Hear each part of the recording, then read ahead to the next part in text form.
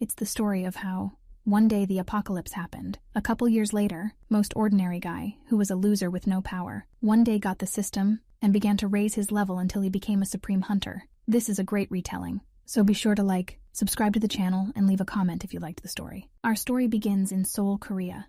It was an ordinary day. People were going to work. Women were chatting in cafes. Nothing threatened this beautiful day. But suddenly one of the women received a terrible message on her phone. It was an emergency alert from the Department of National Defense.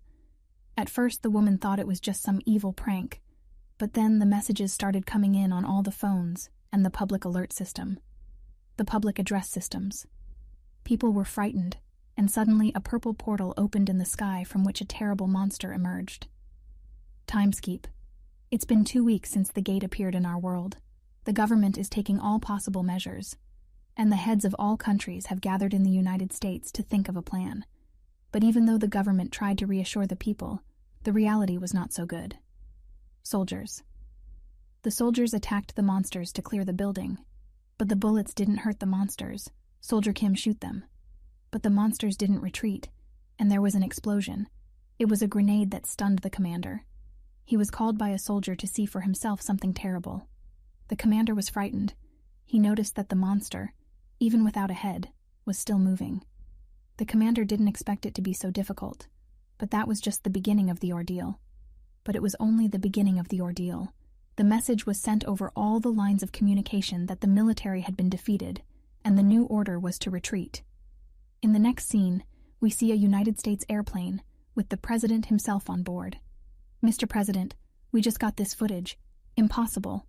It was a huge red dragon, no weapon. Not even a nuclear weapon could save the day. The room was in chaos, but suddenly a gate opened on board. But it wasn't a monster. It was a man. "Who are you?" "I'm a monster from the Space Multidimensional Federation, and I have a great offer for you," said this guy. "What if I give your world the power to resist these monsters? But in return, your land must join our federation." The president instantly accepts the offer. "Then we can start the game," the guy said cheerfully, pulling out a glowing yellow cube. 28 years have passed since then. We see a ruined city in the midst of a brutal battle. "Hey, Lee Kan-ele, hold the line. We must not interfere with the hunters. The cost of a mistake would be too great. Hunters are people who have been awakened by the Force, people who can fight monsters. 28 years ago, the monsters invaded the Earth. People were already suppressed, but a man from the Space Federation appeared, and then awakened people appeared all over the world. These people were called hunters.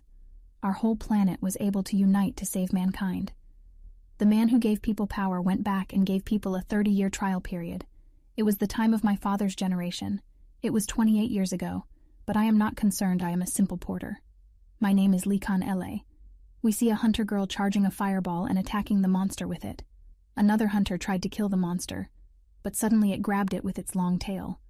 The hunters did not understand why they did not. But Lee Kan-ele knew that silver lizards have a defense against fire. They really don't know such basic things. "Even I know about it," said Lee Kan-ele. "They call themselves hunters with 2 years of experience." But suddenly, the monster began to increase in size, which terrified the group. The monster began to charge the attack with pure energy. A huge beam of light shot at the men, but the reinforced soldier reflected it with his heavy shield. Then the assistant started shooting at the lizard, and another hunter took advantage of the moment to attack the monster. But that didn't work either. The monster raised its head and started screaming very loudly. Then one of the helpers accidentally hit the monster in its weak spot. But it didn't do any damage but made the monster very angry, making the situation even worse. The monster started chasing the hunter's helper, but the hunter was in no hurry to help him. He said it's part of their job, and they changed them a few at a time. The battlefield is a dangerous place. They knew where they were going. Lee Kan-ele was furious at these words. "They are scum, not hunters. I'll figure it out. Where was its weak point? The neck or a little lower? Can I hit it?" But there was no time to think. The monster was about to eat his friend, so he said to Lee Kan-ele and fired. He made the lizard run after him. "Why did I do that? But I saved my friend. It's worth it. It's a shame that my power hasn't awakened. I can't do anything about it, but I have to think. And these hunters are just a bunch of fools." The hunters just stood there watching the lizard run after him, and they weren't going to help him. I knew it. They're just awful. If this keeps up, I won't survive. I can't even physically do anything to it. I need another way. And then Likan Ele noticed the wire pole and realized what he had to do. He turned around, and with only one chance, he shot at the wire while the lizard was underneath it. It hit the pole, and it fell right on the lizard, but it was still able to attack with its tail, and Likan Ele was on the verge. But suddenly it just disappeared, and a strange girl from the Space Federation appeared in front of him. "Hey, Mr. Likan Ele, open your eyes." He opened his eyes, but he found himself in a different place. He thought the lizard had thrown him off with its tail. "I think I'm still softly squirming." "Right, Likan Ele, you're right," said a voice in his head. "What is it?" "I'm not crazy from the blow. I'm hearing a voice in my head." "No, Mr. Likan Ele, you're fine."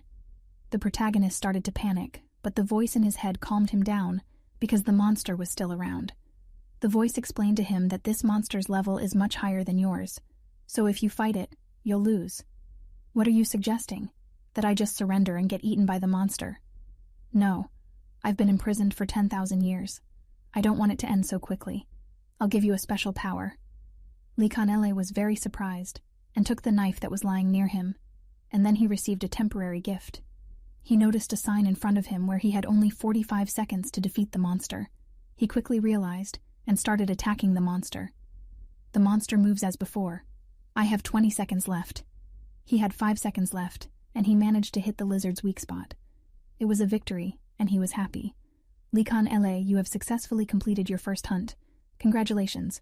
We'll consider you trained." "Training? What are you talking about?" Likan Ele was surprised. "I forgot to introduce myself. From now on, I am your ego, Mr. Likan Ele. My name is Kabis. Congratulations on your awakening. The awakened are the people endowed with mana, a power beyond the imagination of human beings, and this is how I became awakened." Likan Ele couldn't believe it, so I have to think rationally. But what just happened? Can it be called that? The commander came running to Likan Ele. "Hey, are you alive?" "What?" He was shocked by what he saw. But no matter how you look at it, it all happened in reality, thought Likan Ele. The hunter said, "Why would a normal guy kill a monster with such a small knife?" "Wait, didn't we catch it and this guy just killed it?" said the girl hunter. "Hey man, we beat him, right? These guys are one and the same? They're scum." "No complaints," said Likan Ele. That's what the satisfied hunter said. Likan Ele was very angry with the hunters. "I risked my life and saved a man, while they threw us out there as bait for that monster." "Hey Likan Ele, I understand you very well. It's not the first time these hunters have behaved like this," said the commander of the auxiliaries. But he started laughing at the Kabis, and Likan Ele noticed that no one else could see her but him. Soon the car arrived. The guys started unloading it, and the load was very heavy.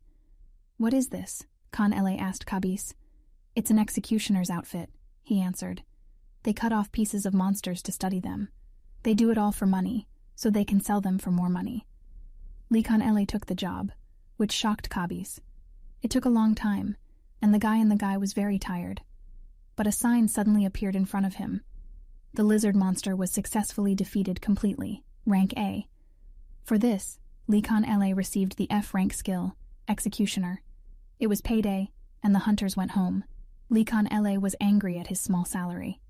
The squad leader noticed that all of his salary had been spent, all the money Likan Ele gave to his father to cover his hospital debts.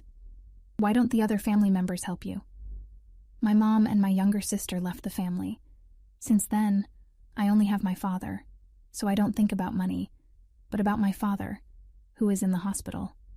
That really touched the commander. "I knew you were a good man. Now call me Thetsu." He even drove him home. The commander's a good man, but he's too sticky. Likan Ele was going to go to his second job, but he remembered that he forgot his Kabis. But she showed up right next to him, which scared him. "How did you get here?" "You can consider me a part of you, and I'll always be here. So now you'll always be there for me?" "Yes, in other words, I'm your assistant."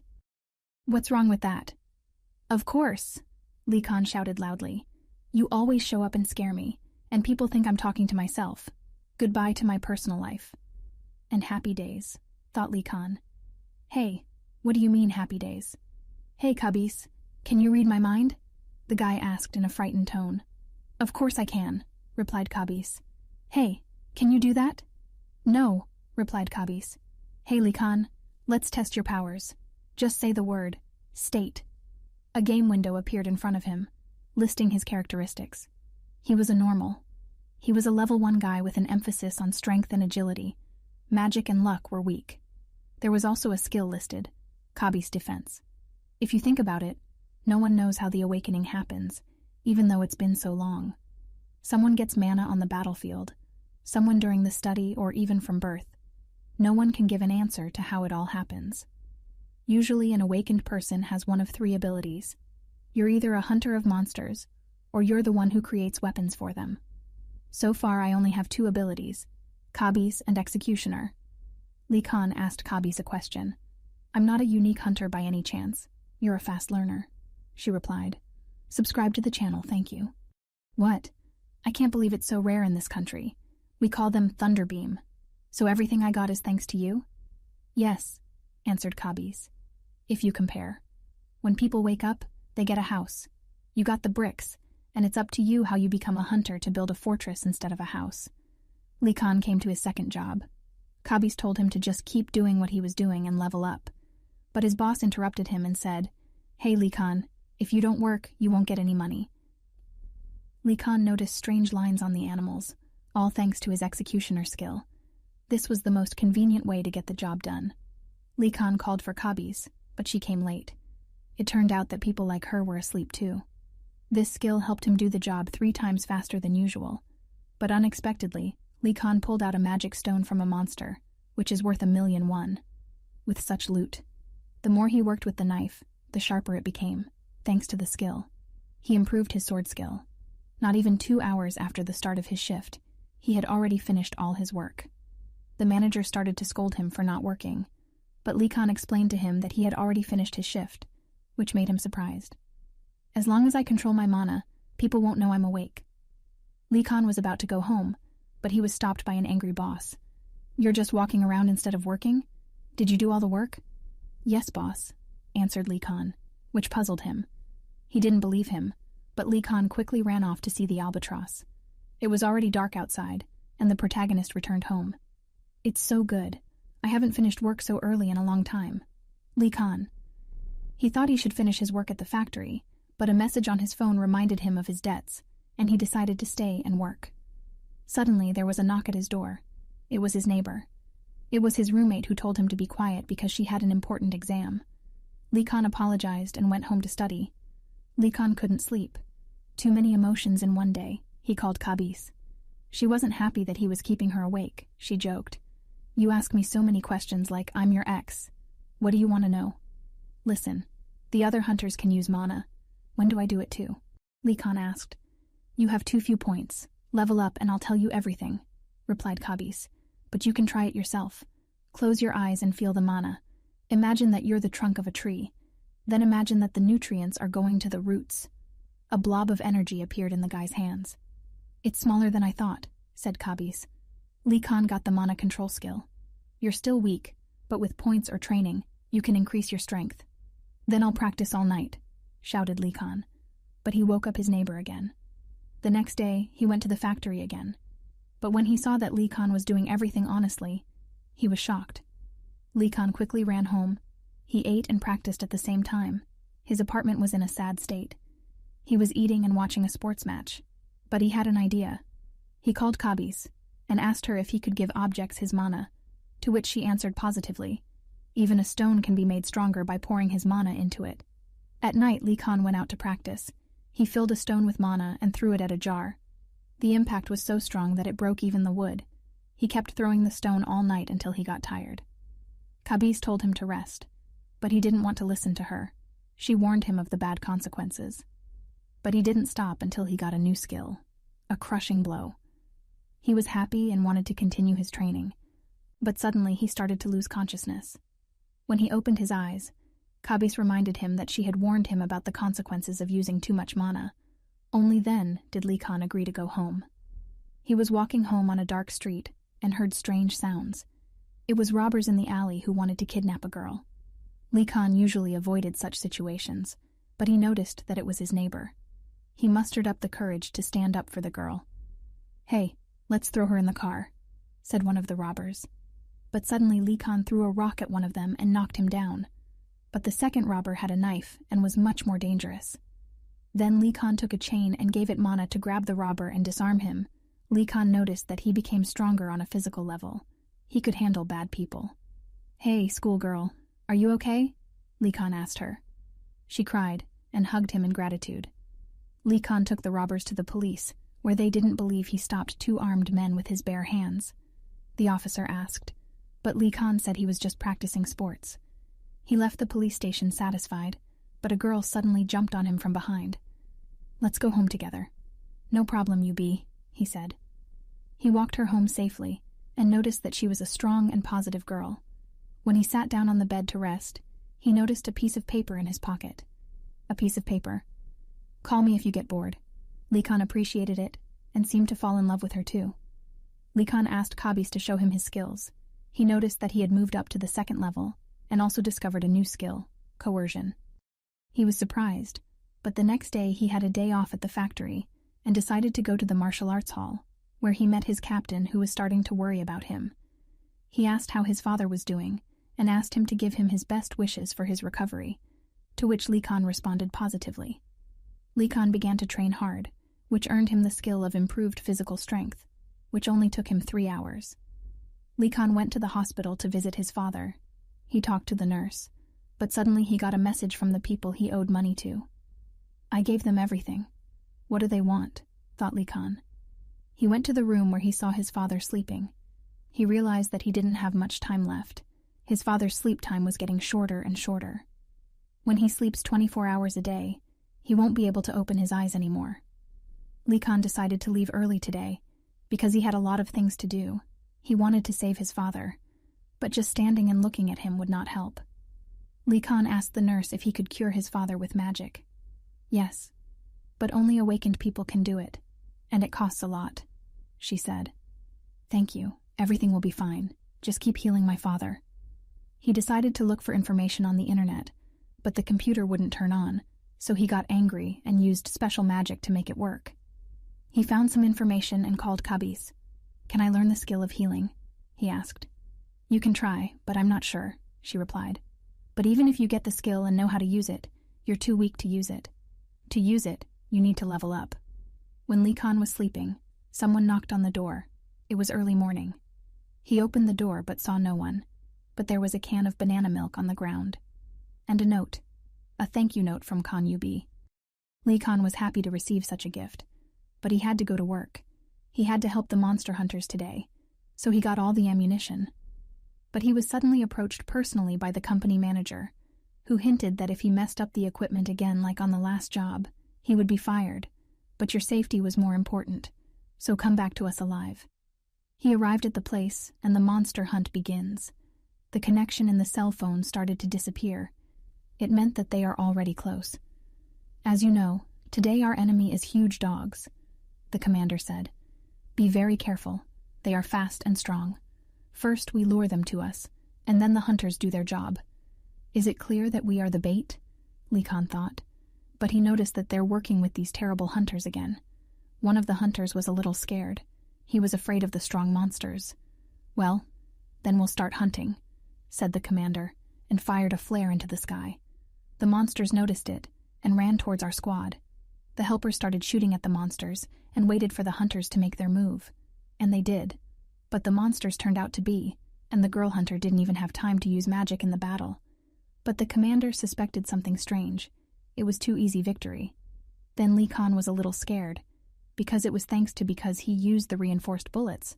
They were able to defeat the monsters so easily. But luckily no one noticed. He was afraid that people would find out about his awakening. 20 minutes before the fight, Lee Khan decided to try to give the bullets mana to increase their damage. But he not only loaded his machine gun with reinforced bullets, but also the whole squad was reinforced. And as a result of this adventure, he gained experience for all monsters. He even managed to raise his level. Then they had to do their main job, to clear the area of monster bodies. They were very tired because they had defeated a lot of monsters in this way. But Lee Khan, he got a new level again. Now he was a level 4 hunter. He asked Kabis to show him the skill window, and he noticed that he had already earned 20 points, and his strength had increased too.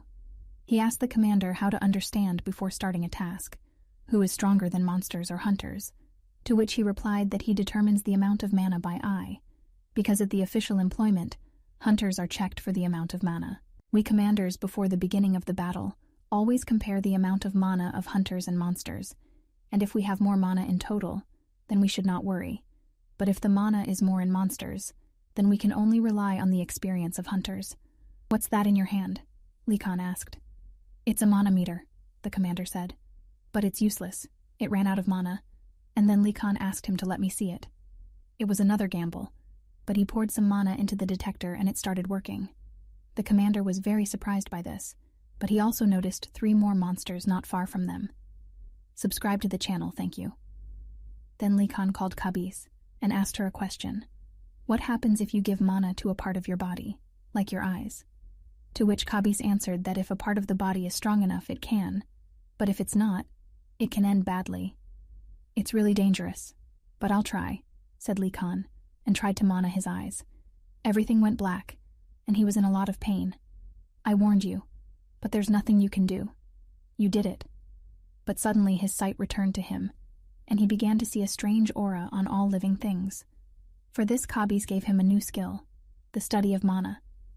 After a while, they finished their work and received their paychecks, 500,000 But they did a lot more work today and were not satisfied with their paychecks.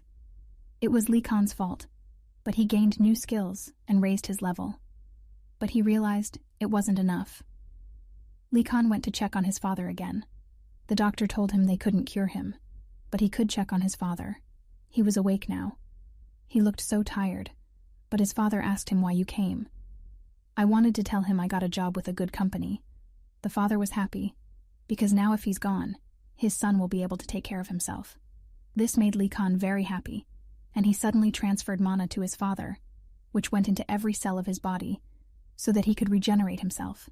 He gained a new skill. The father noticed his son's strange behavior, but he started to fall asleep, so he told him to leave and fell into a deep sleep. "Be patient, father. I'll be able to cure you soon." Lee Khan called out to Kabis and asked if this skill was enough to save his father. "No," she said, "but if you keep practicing and get new ones, you will definitely be able to cure your father." He went out of the room and was suddenly met by the bandits. "Hey, Lee Khan, did you forget about us?" The nurse asked who they were and if they should call the police, but Lee Khan said they were friends and they went outside. When they went outside, they started beating him for not paying back his debts. "But I transferred the whole amount to you," Lee Khan said. "That was just the principal. I raised the interest this month, so you owe us money." Lee Khan got angry, but they started threatening to hurt his father. "You have 7 days, Lee Khan." This made him very sad. He tried his best, but he still didn't have enough money, but he wasn't one to give up. Lee Khan decided to join. He only had a week to enroll in the Hunters Association, so he would have to work very hard to earn money. The Hunters Association is a kind of national organization for the awakened. In this organization, which was founded 28 years ago, they are given a license and additional privileges. They are allowed to legally slay monsters, and they also have the right to sell rare items that fall from monsters, because they can only be sold to the Hunters organization. Lee Khan went to the night market of hunters. He bought the necessary equipment. He is going to illegally kill monsters. It's illegal, but he has no choice. It's not the right situation to choose. He bought all the necessary items, except for weapons, and he can't get them from the organization. But as he passed by, he noticed an old man. He asked him to try the bow, and it was surprisingly good. But the old man asked 150,000 for it, which was all his food expenses for a month. But suddenly, the old man lowered the price, and Lee Khan bought the bow. But he needed something for close combat. So he approached another old man. He was interested in a knife. It was in surprisingly good condition, and it looked like the kind they get at work. But he asked for another one that would not fall out of his hand during the fight, and the old man had one. He gave 70,000 for the 2 knives. The cost was huge, but Lee Khan was willing to risk everything he had. The old man was happy that he had made a good profit for the day, but suddenly the police came and took him to the police station for illegal sale of weapons. Lee Khan came home and started to think how he could secretly get to the place where the monsters live. He needed a car and rented it on the internet. for which he gave the price of 2 months' rent for a place to live. All his business was done. Lee Khan decided to take a rest, but his boss from the factory called him. "Why aren't you at work?" Lee Khan went there and put an envelope on the boss's desk. He thought it was a letter of apology and tore it up. Lee Khan said it was a letter of resignation. "What did you say?" the boss asked in surprise. "Are you deaf or what?" asked Lee Khan. But the boss could not stand such insolence and attacked him. He struck a blow. But Lee Khan didn't get any damage from the blow. "You started it first," he said, and threw him on the table. "What's all the commotion?" A worker came into the room. He was shocked by the painting. Lee Khan shoved the letter of dismissal into his mouth. A letter of dismissal. He's more dangerous than he looks, the worker thought. Lee Khan breathed out a sigh of relief and said, "I knew this was the end of it, but he's been bugging me for years and he got what he deserved, so now I have only one job." Suddenly he found the executioner's hooks on the ground. Someone had left them here, so I'll take them. In the morning, Lee Khan went to the meeting place where the monster hunting machine was to be delivered. Everything was ready for the hunt, and Lee Khan went on his way. He was stopped by a soldier and asked to present his documents. Lee Khan started to get out of the way and created a big traffic jam, so the soldier decided to let him pass without any questions. His plan worked. The border guard was worried that he had let him through, but even if he had cheated them, going there alone would not end well for him. Lee Khan called up the ability window and decided to allocate 10 points to strength and 10 points to magic. "Now I'm ready. It's time to start," said Lee Khan, and went to look for monsters. He noticed strange footprints, and he used magic to make sure they were the footprints of a monster. He started to follow the monster, but suddenly it attacked him from behind. It was a low-class Volask monster. He couldn't use a bow at that distance, so he decided to use a hook. He threw it at the monster and used magic to bind the monster. This was a surprisingly useful skill. Lee Khan finished the monster and got experience for it, for the fact that he got a level increase for fighting it alone. Lee Khan was very happy, but he didn't have to be happy for long. 4 monsters appeared behind him. "I'm finished," he thought, and just started to run away. It wasn't hard to deal with one monster, but there were a whole bunch of them, Lee Khan thought. He ran and noticed a tall rock, so he pushed off it and climbed up the tree, hoping that the monsters wouldn't be able to get to it. But the monsters were smarter than they looked. They started gnawing on the tree. But Lee Khan quickly realized that while they are at a distance, you need to get a hunting bow and attack the monsters. Charging an arrow with magic, he shot an arrow at the monster, and it was so strong that it pierced through the monster. Lee Khan rejoiced, anticipating a quick victory, but the tree had already started to fall, and he tried to jump to the next tree. While jumping, his knife fell out, but he managed to escape. He started shooting at the monsters again. He defeated another one, but the next one was not successful. The monster pushed the tree and Lee Khan missed with his arrow. He got angry and quickly defeated this monster, but the last one disappeared somewhere. Then it suddenly appeared behind the guy's back, but he was ready for it. "I thought I was finished. I could barely handle one, and now I was attacked by 4 of them at once. It was extremely dangerous." But during this hunt, he raised his level and skill at the same time, which surprised him. "How am I going to get all these creatures out before the new ones come?" But he did it, and started looking for rocks inside the monsters. And to his surprise, he found one. It was a stone of the simplest rank, but even it would be enough to pay off all the costs of the equipment. He also increased his executioner's skill. But he realized that it was not enough, and continued hunting monsters. He coped with one more, but as always from behind came out a new. He immediately attacked Lee Khan, but he dodged, and with the help of close combat, he was able to defeat the monster. "I think I've figured out how to hunt them," thought Lee Khan. After a whole day of hunting, he had collected a whole chest of rare stones and raised his level to rank 8. He had increased all his skills and even gained some new ones. They were passive skills, but Lee Khan was not surprised because he was able to catch about 30 monsters in a day. And then he thought, "I got 20 new points.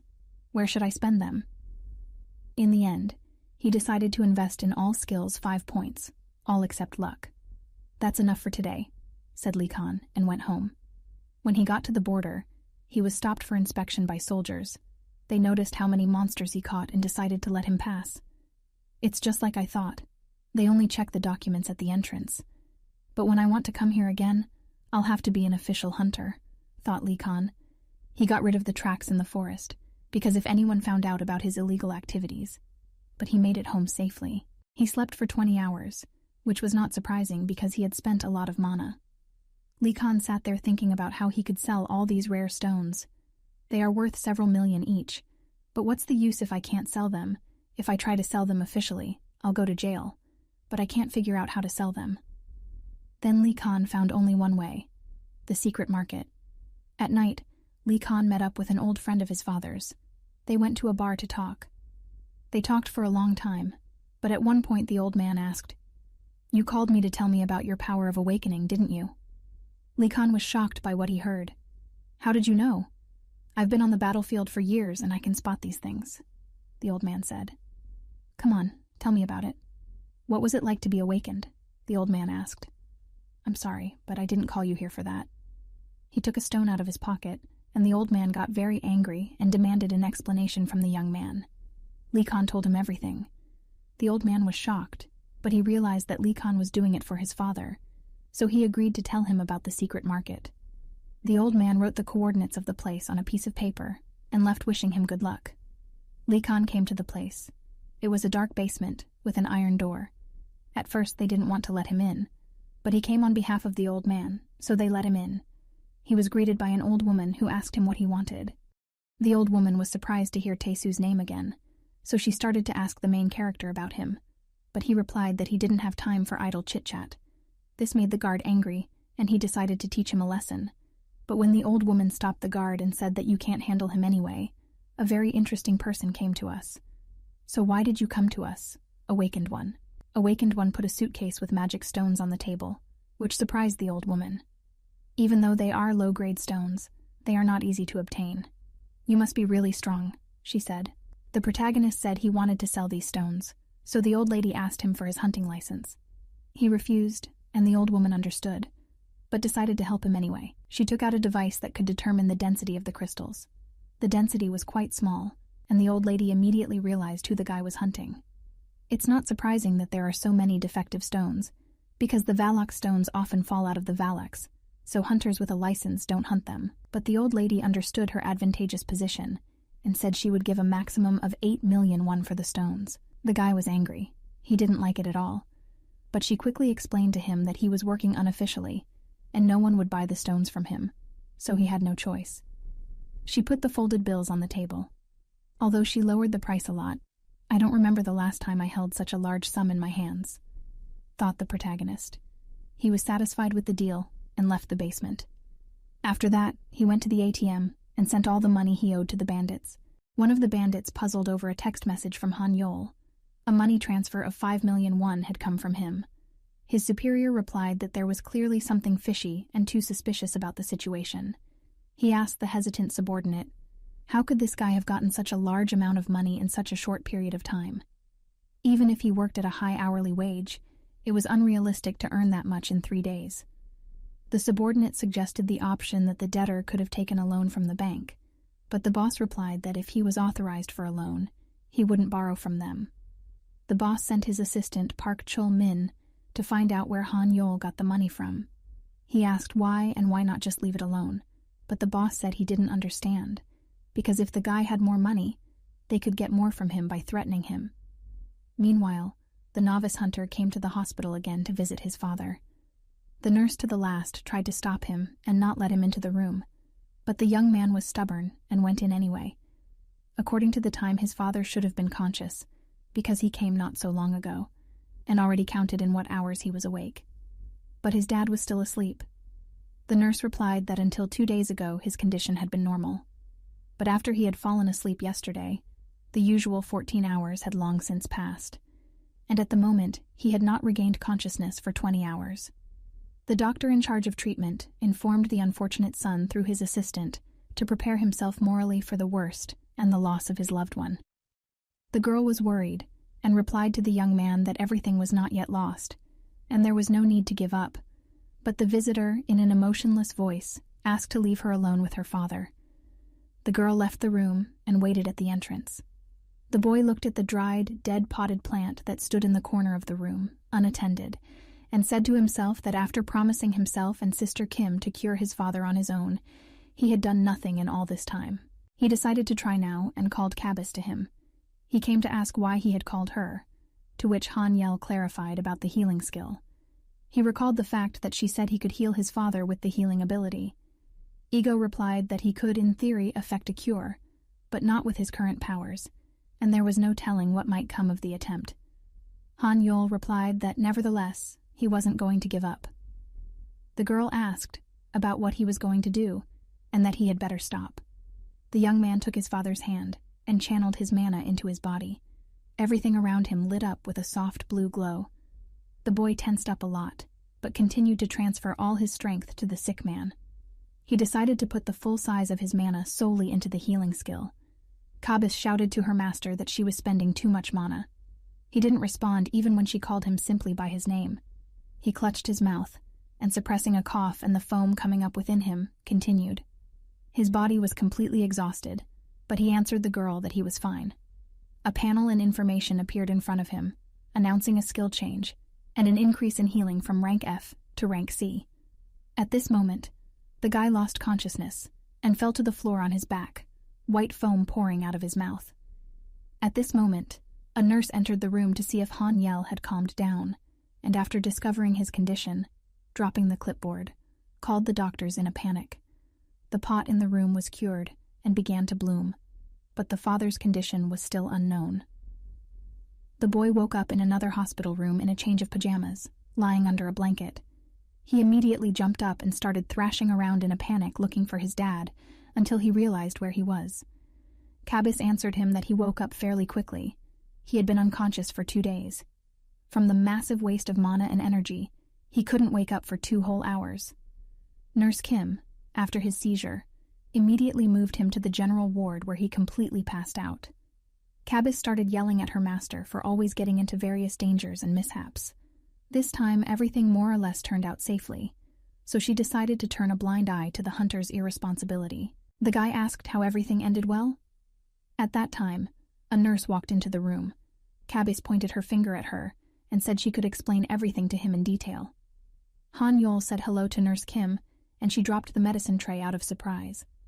Once again, the shocked girl started calling for Dr. Kang, shouting to him that Lee Hanyol had regained consciousness.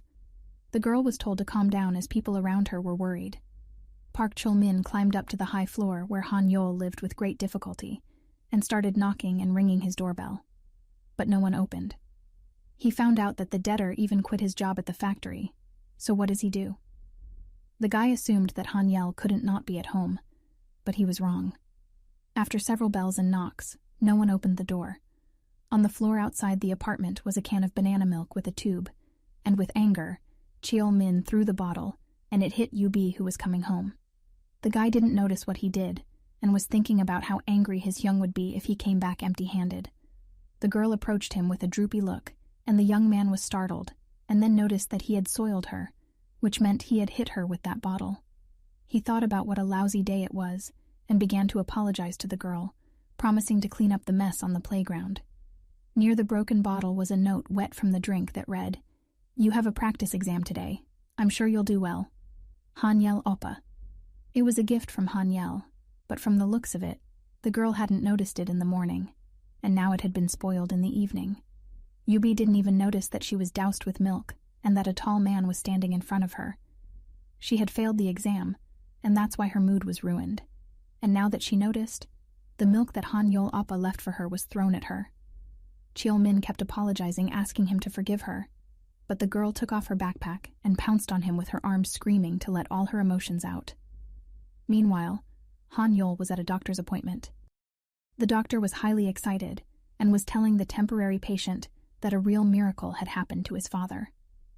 Not long after Hanyel lost consciousness, Lee Chun-sam suddenly woke up, and in just a day, the number of hours he spent sleeping had returned to normal. If this wasn't a miracle, then what was it? Hanyol looked tiredly at the cheerful Cabis and mentally asked her if that was what she meant by, "It came out fine." He looked at the doctor, who continued to be very nervous. The look on his face was agitated, and streams of sweat were running down his face from the stress. But although if you think about it, Such a reaction from an ordinary person is quite predictable, since in all this time, the symptoms of his father's illness had never improved, and the fact that Hanyel used magic, no one knows about it. The guy, instead of the warm and joyful reaction about his father's correction that he expected, and wasn't surprised, asked sharply when he could be discharged. Hanyel was worried that his dad might see him in the hospital, and didn't want him to worry about his health while he was sick himself. The doctor told him that even though it was still unknown why he had suddenly lost consciousness, but his health and examination results were normal, he would be monitored for a couple more days, and once he was sure he was fine, he would be released. He didn't like being in the hospital, even though he had wanted to have a vacation for a long time. Besides, he did not want to pay the expensive hospital fees. He was about to run away, but at that moment Kim, the nurse, came in and asked him if she had just heard that he was planning to run away. But the guy replied that she had heard it. He asked the nurse how his father was feeling right now. She replied that he had recently eaten, and here he literally fell asleep a couple minutes ago. The girl then asked why he was asking, and if he was afraid to meet his parent in the hospital. He replied that he didn't want to bother him. Then the nurse suggested that he visit his father while he slept. After reporting to Dr. Khan, she escorted him to his father's room. He went in and saw the plant in the corner still blooming and fragrant, and his father sleeping a peaceful sleep. Hanyel thought about whether he could use the healing ability once more. He took his father's hand and began to transfer mana to him, concentrating so that he could heal him one drop at a time and be more careful than last time.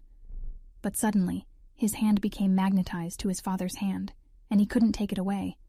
And afterwards, he began to feel all of his mana begin to flow completely out of him and into his father's body. Cabus started yelling at him to let go of his father's hand, but he couldn't. The girl tried to do something herself then, and opened the information panel to figure out the user's skill settings. The panel showed that there was a transfer of rights to use the user's skills, and then the phrase, "Error, rejected." The red phrase then filled the entire screen, and access to the customizations was cut off. Cabus began to panic, and gathering magic in her fist, she made an emergency lockdown by tapping on the screen. At that moment, the guy let go. The plant in the corner wilted again, showing that the effects of the mana healing had been completely neutralized. Hanyel asked the ego what it was. Cabus replied that he himself didn't know what had happened. However, he was sure that it was something reacting to his healing skill, as if something was resisting his skill. Afterwards, some suspicion arose in her, and she asked her master to use mana to examine it. Hanyel channeled energy into his eyes, and with supervision, he saw the monster on his father's body. Only then did he realize why his father hadn't woken up for such a long time, and why they couldn't figure out the cause of his illness. Because all this time, it wasn't an illness at all. On his stomach lay a black entity, with a large black and yellow eye in the middle, which sucked on his body with its tentacles. Cheol-min bought a whole bag filled with banana milk cans for Yubi. He told the schoolgirl that she should have said Hanyol's friend right away. The girl took one bottle and pierced it with a tube, and asked the guy what he wanted to ask her. In his mind, Cheol-min pondered that she should somehow believe him that he was Hanyol's friend, so that he could find out where the debtor was. He replied to Yubi that Hanyol hasn't been answering his calls lately, so he would like to ask her when she last saw him. The high school student replied that she saw him about 5 days ago. She ran into him when she was coming home from school. Hanyol then told her that he had been in the mountains all day, which was probably why he looked so tired, and his bag was even heavier in appearance. The bag was similar to the one they use in the army. If she's talking 5 days ago, then it turns out it happened the day after we talked to him, 100%, thought Cheol-min. He then asked the girl if she knew anything else. Yubi remembered that she had met him outside the library the day before yesterday, but as she realized, Hanyol was in a hurry somewhere. He didn't notice her, and in a flash, he got into a cab and left somewhere. Hanyol Oppa told the cab driver to go to Seoul National University Hospital. She never saw him again. If that's the case, then that's where his father is being treated. The man thanked her for her help, and Yubi went to her apartment. The bandit decided to visit the hospital the next day. Hanyol made his way to the nurse's office for discharge. Nurse Kim asked the patient to fill out 2 copies of the document, one of which was to be given to the administration on the way out. She was pleased that the young man went to discharge so soon. She almost fainted when she saw him lying on the floor of the hospital room. She was also glad that his father was on the mend. Hanyel reflected that he was glad too, until he saw that dark substance clinging to his dad's body. Kabis had told him that she herself didn't know what the creature was. But she also said that she was 100% sure that what was happening to Lee Chun-sam was definitely because of that black clot. Seung was very angry. That thing had been devouring his father all this time, sucking all the life juices out of him, and he wouldn't forgive it. From the overflow of emotion, the boy began to glow with mana, and then Kabis began to calm him down. She told him that she understood what he was feeling right now, but that there was not much he could do right now. It would take time and experience. Together, they would surely find a way to solve the problem. She asked her master to be patient until she found a solution to the problem. Hanyol thanked his friend, saying that thanks to her, he was able to gather his thoughts and decided to become much stronger to save his parent by all means. He recalled this dialogue that happened in the ward while he was filling out his discharge papers. The nurse called out to him, and he was instantly brought back to reality from the dream world. The hospital employee asked why he was in such a hurry, to which the guy replied that he had an urgent matter. He was taking an exam. The nurse didn't ask him what the exam was, but decided to leave him alone and stay out of his personal life. They said goodbye, and Hanyol left the hospital. A couple minutes later, Chil Min walked into the office and approached the registration desk. He asked the nurse if a young man named Lee Hanyol had come here. The young woman replied that he had just left the hospital. She wondered who this Hanyol acquaintance was, and then remembered that it was one of the guys who had forcibly led him away last time. She sensed something wrong and called security to detain the suspicious visitor. The time was 2:20 p.m. Hanyol still had 3 hours of free time. He was worried whether the exam would go well. After all, he had read a lot of information during the time he was in the hospital and was generally prepared. He put on his hiking backpack and determinedly headed off to become an official hunter. Meanwhile, a group of workers in gas masks and hazmat suits were doing repair work on a section of Seoul and discovered a huge, dangerous hole underground. The workers cordoned off the black hole's territory, blocking off the passageways to outsiders with yellow ribbons. They didn't understand how the hole had formed, or why they hadn't noticed it before, but in any case, the problem needed to be fixed as soon as possible. A man in a classic suit and sunglasses approached them. He asked for answers to a few of his questions. He said that he knew that the workers had discovered a huge black chasm, and then asked if they could show where it had formed. The team leader asked how the man knew all this, and why he had come, since outsiders were not allowed to enter. In response, the man in the tuxedo pulled out his ID card from his jacket pocket and apologized for forgetting to introduce himself. He identified himself as Kang Seong-hoon, an investigator for the Hunters Association. The workers told him everything they knew, and he asked if there were any more details. The commander replied that they didn't know anything else and had discovered the hole by accident. But by the way, the size of the hole was certainly impressive. There were whispers among the staff that since the investigator from the Hunters Association had come here, it was a big deal. They immediately realized that the investigator was not an ordinary police officer, because otherwise their commander would not be so worried in the presence of others.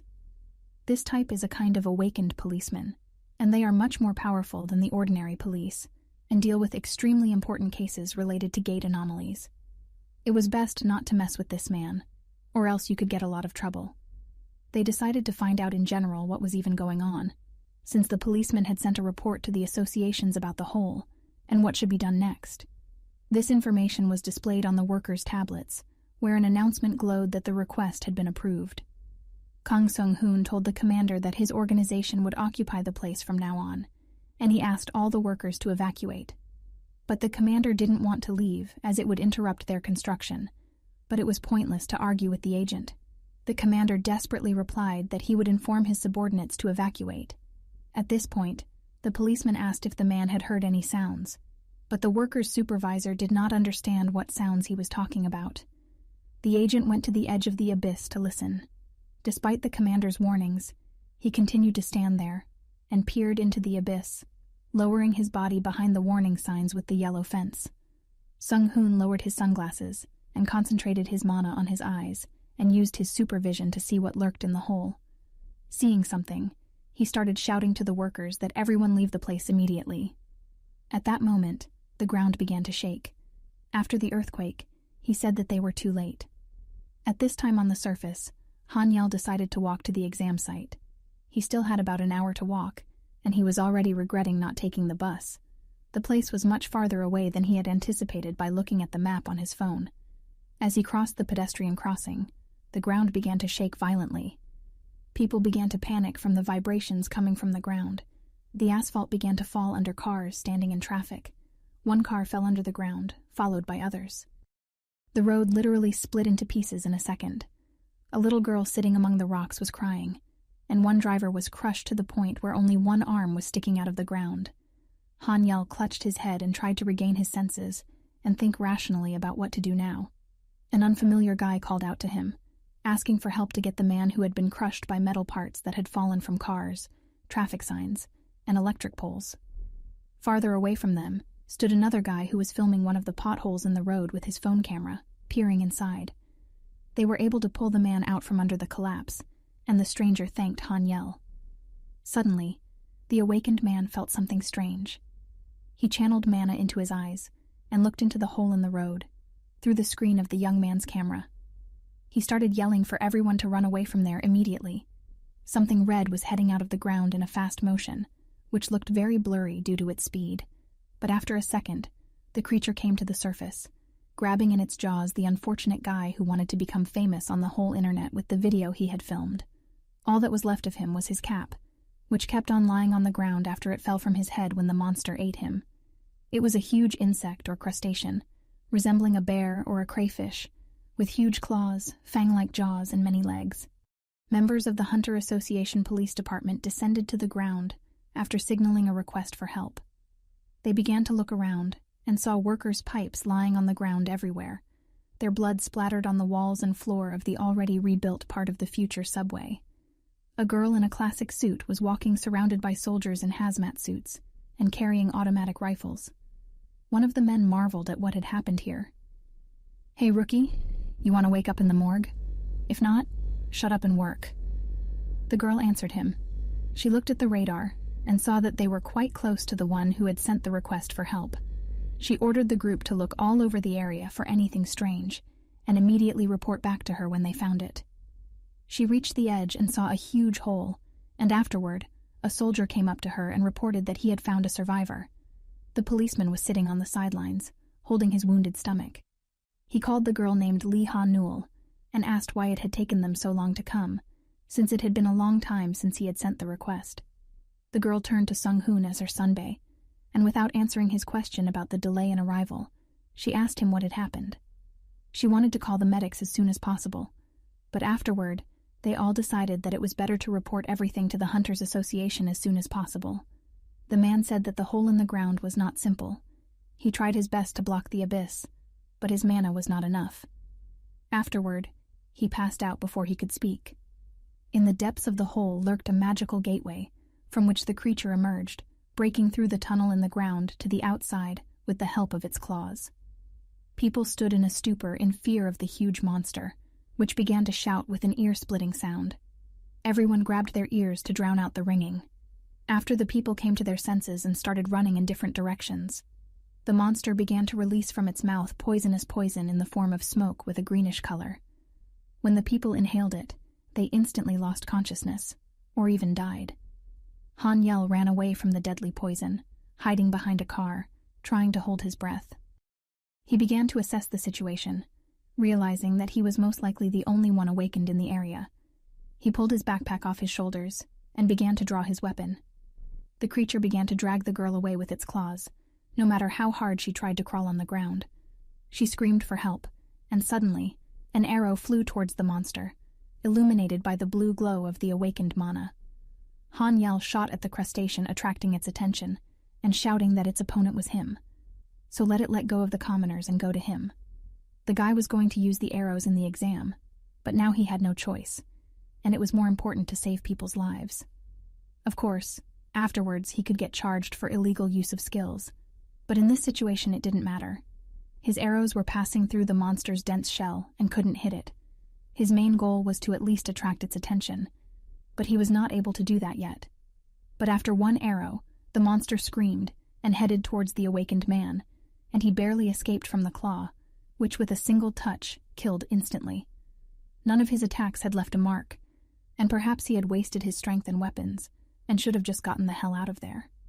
But he didn't consider his labor a waste of time, and he could at least distract the monster until more professional hunters arrived. And until then, the monster wouldn't pass on and kill people. Han Yel continued to dodge and shoot at the monster, but the arrows ricocheted off the dense shell. The monster's claw once again nearly grazed the guy's head as he ran away to a distance to get a better shot. His strength was already running low, and the rescue team was still not coming. Chulmin walked out of the nurse's office to avoid being caught by security and saw patients in the hallways crowded around TV sets. They were broadcasting an urgent report from downtown, where a huge crustacean monster was rampaging, with only one guy fighting against it. The bandit recognized Han Yel and was amazed that his debtor was an awakened man. While the guy was staring at the TV screen, the guard caught up with him and demanded him to follow him. Han Yel's arrows were starting to run out, but the official hunter still hadn't arrived. He wondered how much longer he could hold off the creature, and suddenly he saw the 3 hunters he had been working with as a porter, hiding behind the same car. Han Yol already believed that he was saved, but the hunters were in no hurry to enter the battlefield. One of the trio asked the others if they should fight back against the monster, but their leader said that there were no hunters here besides them, so they would sit quietly on the sidelines for now. The subordinate wanted to argue, but the leader again said that without the right weapons, they couldn't do anything, so they would just watch. That guy who was fighting now wouldn't be able to hold out for long, and the other hunters wouldn't. It would be true suicide to get into battle now. Han Yel ran away from the monster's attacks in a panic, not understanding why those hunters kept standing aside, but eventually made sure that he couldn't expect any help from them. They were not going to help him or fight the monster, 3 cowards who only cared about their own skins. The awakened one was frustrated with the official hunters, and realized that the humans only had hope for him alone. He fired another arrow, but it flew past the monster's claw and hit the store sign, which fell on the monster, causing it to scream in pain. Noticing this, Han Yel mentally apologized to the store owners as he had no other choice, and started shooting at all the signs and banners of the buildings surrounding them. Metal shields, banners, letters, and plates began to fall on the monster, causing it to fall to the ground under its weight and scream in pain. Han Yel endowed a butcher's hook with mana and threw it at the monster with a rope. The rope wrapped around the large store canopy. The guy yanked the rope and gave the creature a crushing blow. Blood spurted from the crustacean's mouth. There were only a couple of last deadly blows to be made on certain points before the monster weakened.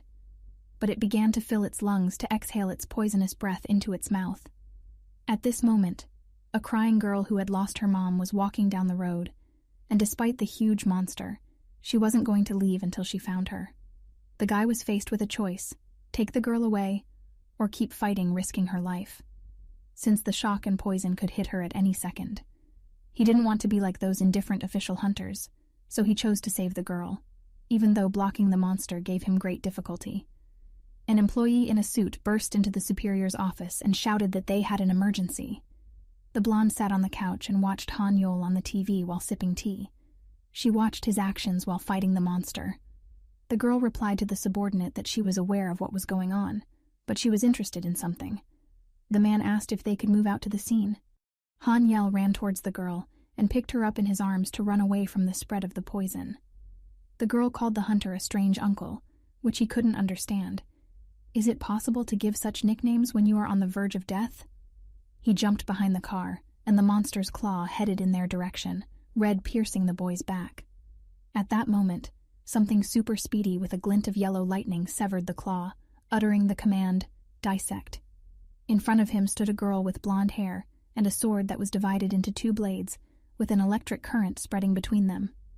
She told Han Yel that he wasn't bad, since he was able to last this long. The guy was shocked. The famous master-level hunter nicknamed Thunderlight He Yan was standing in front of him. He confusedly replied to her that he was fine, thanks to her. The great huntress turned her attention to the screaming monster, and after telling it that it was unseemly to interfere in another's conversation, she activated her sword to its maximum, and while the monster was concentrating a clot of poison, she directed an electric shock at it, which took out half of the monster's body in a second. The second claw, along with the head, were gone, simply burned away. All that was left was the lower part of the body, which consisted of many legs. The cut-down part was charred in the shape of a funnel from the explosion that had occurred. The girl and the boy were shocked by the power of a master-level hunter. After the incident, ambulance and police arrived at the scene. Emergency services began to pick up people from under the rubble and hooked up oxygen masks to them. The girl's mom was able to find them together with Hanyel and bowed to the young man, thanking him for saving his daughter. The guy replied that he hadn't done anything and there was no need to thank him. But the woman kept saying thank you for the work he had done, no matter how much the boy excused himself for not having done any work. The girl said goodbye to him, calling him strange uncle for the second time, which didn't please the awakened man much. He-Yun came up to him and kindly handed him the bow he had dropped in the battle. He took the weapon, thanking the girl. She asked his name, and he introduced himself, calling himself Lee Hanyel. Addressing him by his name, the huntress thanked the young man, as she was able to finish off the monster thanks to him. But the boy thanked back, for she had saved his life. Then he remembered that he was in a hurry to get to a place, and after looking at the time on his phone, he calmed down.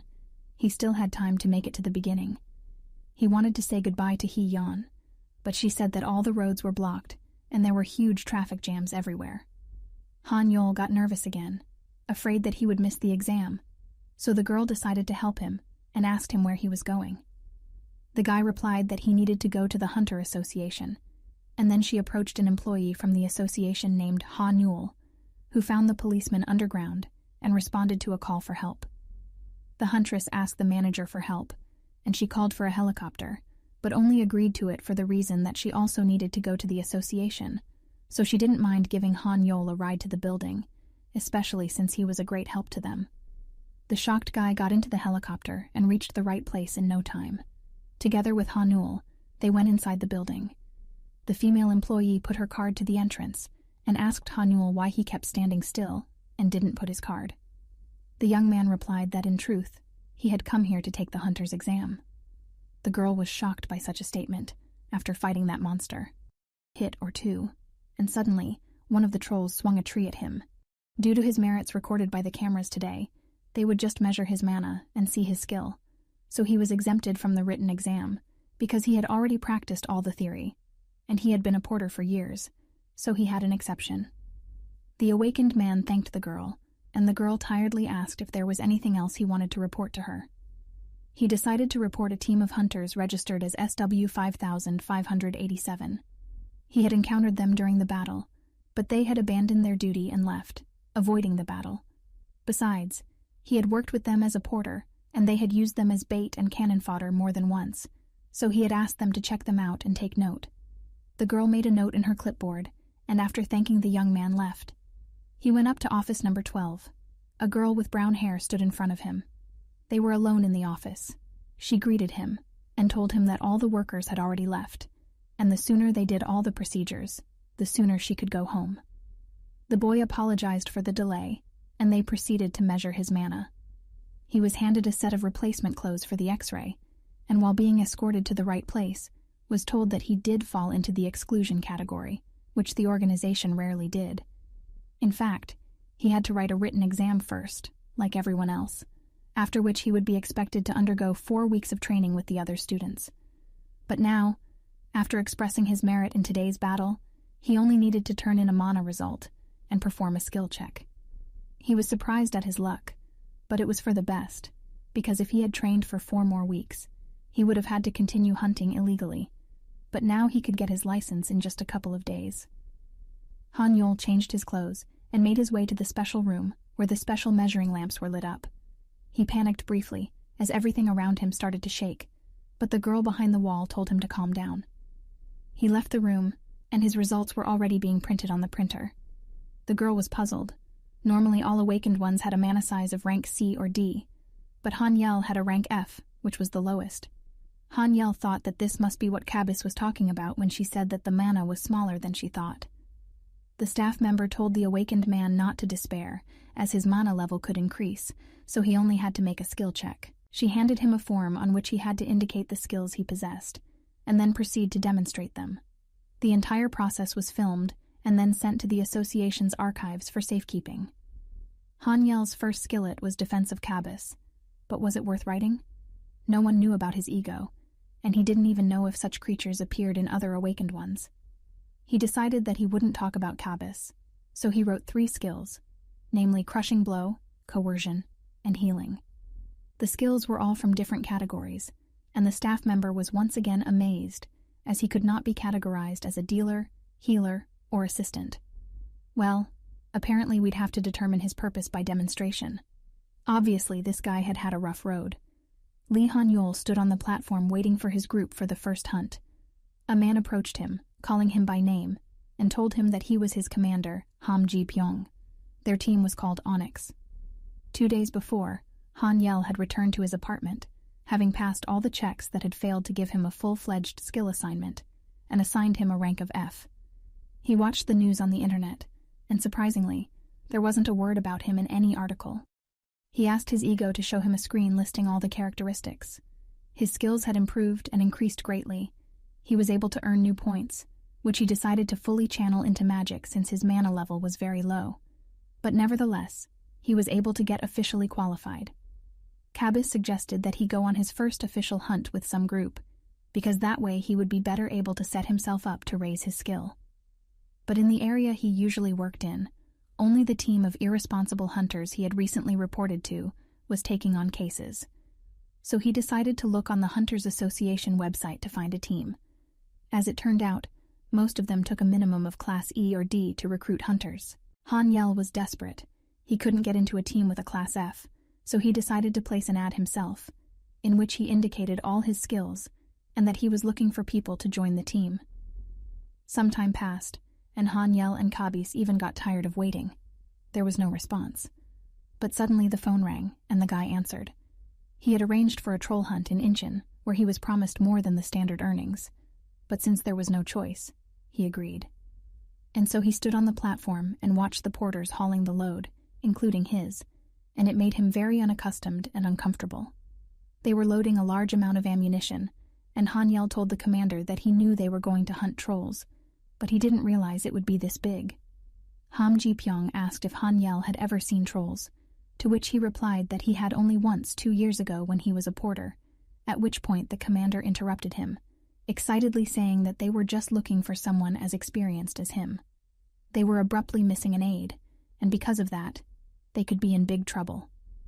This kind of talk made Han Yol have more and more doubts about the practicality of this sortie, but there was no turning back. The loudspeaker announced the end of the preparations. Then Han Yol heard Manager Taesu stop SW 5587's team leader because the association had suspended his license. He told the hunter that those were the orders and there was no going against him, and then the guy became indignant about who could complain about him. Han Yol watched this on the sidelines and marveled at how fast the Hunters Association worked. Manager Taesu noticed Han Yol and thought to himself that it was amazing that he had become an official hunter so quickly, but he didn't approach him. Then he saw who his longtime friend was with, and realized what kind of types they were. They arrived by boat at Incheon Island, and began unloading supplies onto the shore. The guy kept wondering how much gear they had brought with them, but Ji-pyong said it's only better when you're fully prepared and armed. He then asked the newcomer if he knew that a gateway to another dimension had opened on Panin Island. Han Yel replied that he knew. It was a place where people were isolated, and no one was able to escape the trolls' attack. The commander said, approved that the subordinate was aware of the situation, and then began to give orders as the preparations were finished. Putting on their backpacks and picking up their weapons, the squad headed deeper into the forest. Ji-pyong walked ahead with his radar. Han Yel looked at one of his new comrades, and the latter threatened him to be on this mission as seriously as possible, apparently thinking that he couldn't do anything since his rank was F. The commander stopped and said he caught a signal. A huge log of a tree that had just been ripped out of the ground flew towards them, and everyone scattered. A huge troll with clawed paws and a huge fanged mouth instead of a face, with no eyes, came towards them. The commander began to yell, what everyone was staring at, and then ordered the porters to fire their automatic rifles. The bullets only slightly grazed the troll's skin, which healed instantly. The monster began to scream, and then ripped a tree trunk out of the ground again, and threw it in their direction. The commander ordered them to prepare for the next attack. The shield guy summoned his power by saying the word provocation, and with that, he was able to attract the attention of the monster, who threw a log towards his shield, followed by another one. He was able to repel the attack with the power of the hovering shield. After that, the second member of the squad began firing fiery bullets with an assault rifle, endowing it with his mana, which emitted a red light. The troll began to catch fire in some places, and black smoke began to billow around it. The huntress from the team jumped up with her spear in her hand to finish the creature, shouting to the others to trust her, and activating her mana, which emitted the element of electro, called on the chain lightning ability. But her strike only hit the monster in the shoulder, and it hit the girl with a new log, causing her to fall. The man with the shield shouted her name to Han Seol, but she told him that she was fine. It was just her carelessness. But at that moment, she noticed the troll's paws near her, and realized she couldn't dodge. He was about to claw at the girl, when suddenly his paws were tied with ropes. Hanyel threw the ropes with hooks towards the troll, and those trapped him. He started shouting to the others to kill the monster sooner, as it wouldn't be able to hold on for long. The girl was surprised at the newcomer's ability, and then took the situation into her own hands, and delivered a deadly blow with her spear, calling her skill Wind Swing. The monster began to be electrocuted and screamed in convulsions. The girl jumped back and breathed a sigh of relief, telling herself that she had almost died. A shield maiden approached her and asked if she was okay. The girl replied that she was fine, and if it wasn't for Hanyel, she wouldn't know what to do. The man answered her that he didn't have any hopes for the boy, and was also extremely surprised. The young man snickered as he watched their dialogue, hinting as if they were discussing him in his own presence. The troll was defeated, and needed to get to the next thing sooner rather than later. The stretcher-bearers needed to bring all the equipment they needed. A boy named Cheol Jin was left without an assignment, so the commander asked him to stay behind to guard the troll's corpse, because he had the flame skill. But the hunter was nervous, but he couldn't refuse. When Ji Pyong saw his nervousness, he assigned Han Yol to him, as he had experience with trolls. The two young men were not thrilled to be working as a team, for it was the former who had told Han Yol to be more serious at the beginning of the mission, underestimating his strength. All the squad members headed back to the shore to get equipment to process the corpse. Chul Jin complained that this kind of work was always thrown at him, and then asked the newcomer what needed to be done now. Han Yol replied that he needed to check the monster's weaknesses, such as the brain and heart, because they might otherwise get a second wind and regenerate, causing the troll to have to be killed again. The guy with the machine gun noted that his partner really wasn't lying about his experience, and since Han Sol had fried the monster's heart well with his lightning attack, now they needed to decapitate it. Chul Jin had no sooner aimed the muzzle of the automatic rifle at the monster's neck than the monster began to rampage and scream. No sooner had they stripped it of its head than its brain had already woken up. The man was panicked and stood in a stupor, and suddenly, a lightning bolt emitting blue mana light stabbed straight into the monster's throat. Hanyel told his partner not to let his guard down. After all, trolls have incredible vitality. He was the one who fired his bow, appearing more serious than an experienced hunter. Cheol Jin replied to him that he would be more careful, and at that moment a tree trunk struck him. 2 more trolls were heading in their direction from the forest. Chul Jin was lying on the ground unconscious. Han Yol called out to him, not understanding how this had happened, and even more not understanding why there were twice as many trolls this time, if they were hunted when they were alone. One of the ogres swung the tree again and wanted to hit Hanyel, but Hanyel was able to duck at the last moment and run away. The troll's saliva began to flow from his mouth, and he began to approach the lying Cheol Jin to eat him. As soon as the monster reached out its clawed paw, several of its fingers were severed by the arrow.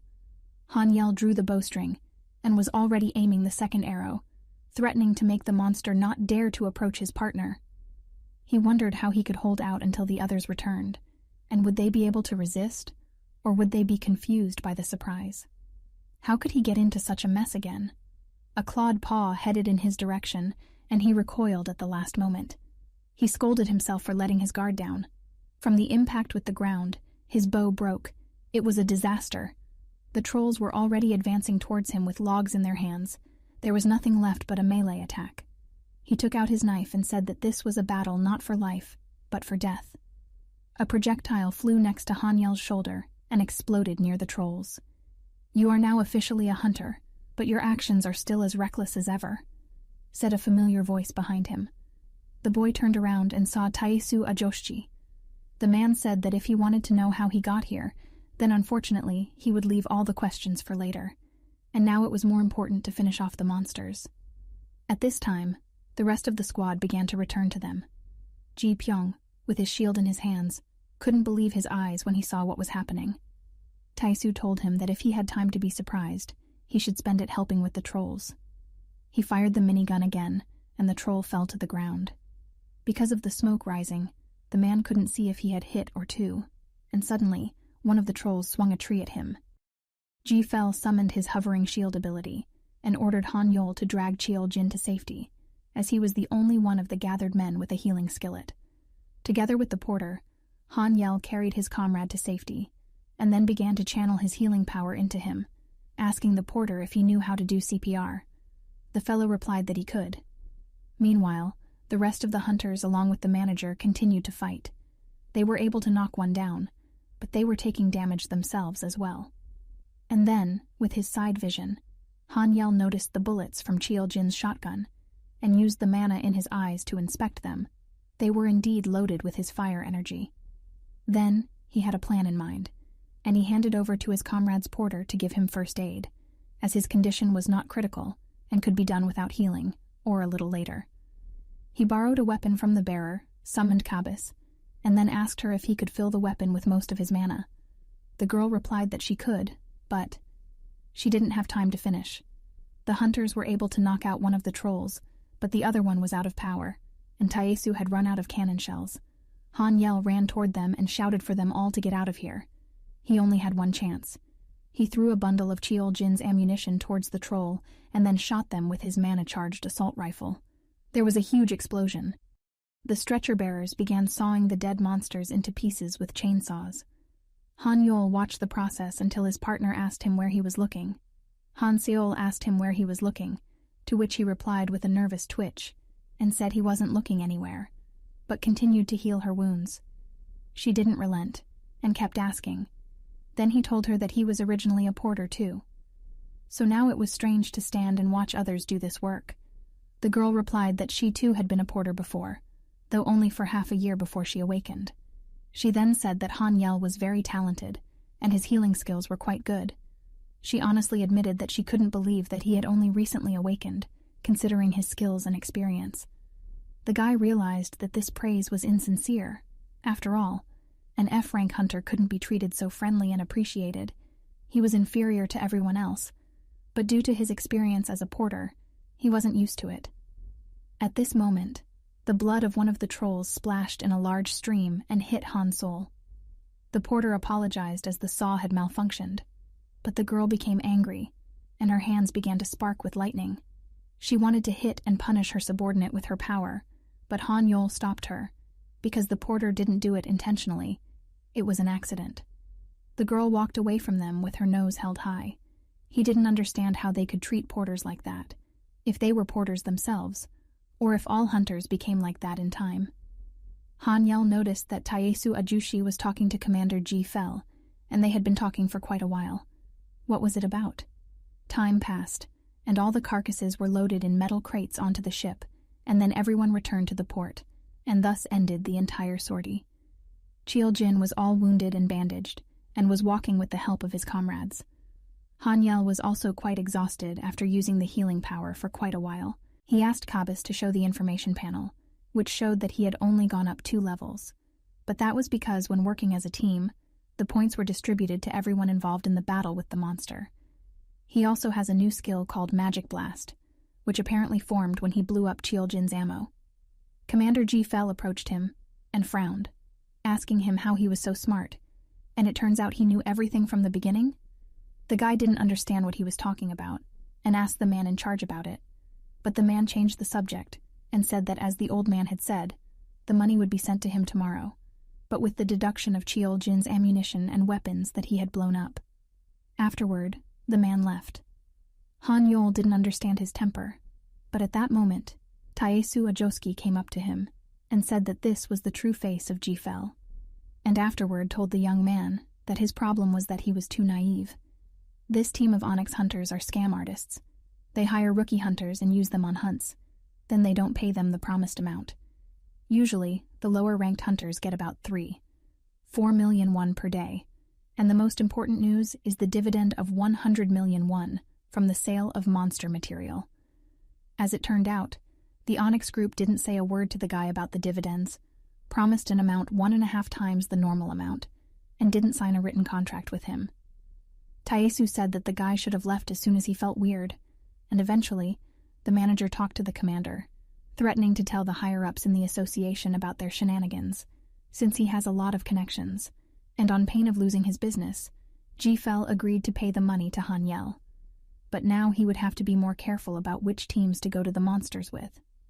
The Ajushi then asked how Han Yol had become an official hunter so quickly, to which the young man replied that he had done a little bit of honors, and the association had made an exception and accelerated the exam for him. The man realized that the people of the association probably suspected him of something and were secretly watching him, because they didn't give exceptions to anyone for nothing. Han Yol's equipment was completely destroyed, and then Taesu took out a business card from his wallet and handed it to the boy. It was the business card of a store that sold good weapons and could customize them for the hunter. The young man thanked the Ajusi, and then he gave him a ride home in his car.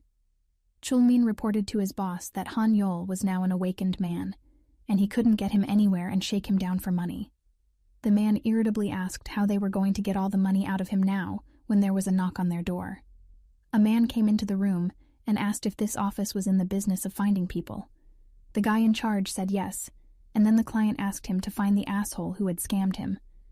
The next morning, Han Yol received a remittance notice. Group Commander Onyx had transferred nearly 30 million won to him, and he could have been cheated out of such a large sum of money. If he had this amount on hand, he would have paid off all his debts. But right now, he planned to go to the armory and replenish his equipment stock. He arrived at the address given in the business card, and in no way expected that the place would turn out to be an elite multi-story building. He was embarrassed to go inside, but he did it nonetheless. A smiling girl greeted him at the front desk and asked him to show his license. After looking at the information on the card and recognizing that he was a hunter, she asked him to go through a special entrance for hunters. In the next hallway, he was greeted again by another girl in the same uniform. She said that she would be his escort today, and her name was Su Young. If he was looking for something specific, he should let her know right away. She escorted him to the floor where she sold weapons. It was a long corridor flanked by pavilions of stores like in a shopping mall. The girl said she would be waiting for him in the corridor with a cart on which to put everything he bought. The young man was very confused and didn't know where to go. The first shop that caught his eye was the dwarf's workshop, where they made customized weapons. Behind the counter sat a girl who had fallen asleep with her head resting on the countertop. She woke up and sleepily asked what he needed. Han Yel replied that he needed equipment. She put on her glasses and started writing down, asking what kind of gear he needed. He said he needed restraint chains. The girl had an ambiguous reaction, and then the guy realized he had somehow misspoken and started explaining that he needed equipment that could hold and keep an object from moving. He then realized that she didn't know what a coercion skill was, and therefore misunderstood him. He began to ask not to get the girl's phone, and not to call anyone that she had misunderstood him. A tall, muscular man with a gray beard came out of the workshop and asked what was going on here. The shop, at the dwarf's, turned out not to be in the dwarf's possession at all, and the guy had time to get scared, as the girl told her grandfather about what the guy had told her and how she understood it. But eventually, they made their way inside the store, and then Han Yel explained everything, and the man apologized for his granddaughter. He asked the guy to demonstrate his skill, since he had never seen anyone use a weapon to immobilize a monster before. The guy took a rope with a hook and threw it at the mannequin, which immediately tightened into a knot. The man said the demonstration would help him in making the equipment he needed, and asked to come back in 4 hours. Then everything would be ready. The hunter walked out, and now headed out to choose his weapon from the available weapons. So Young escorted him to a store that sold firearms. The manager of the store brought Han Yol a copy of the pistol used by porters, but he refused because he had recently worked as a porter and wanted a different weapon. Then the girl said that this collection was given to the porters, and the hunters did not really want to buy it. The guy asked to show some weapons with good firepower. In response to this, the girl decided to show him one of the new products that was very practical and effective. She brought an improved model of automatic rifle imported from Germany. It came with a grenade launcher.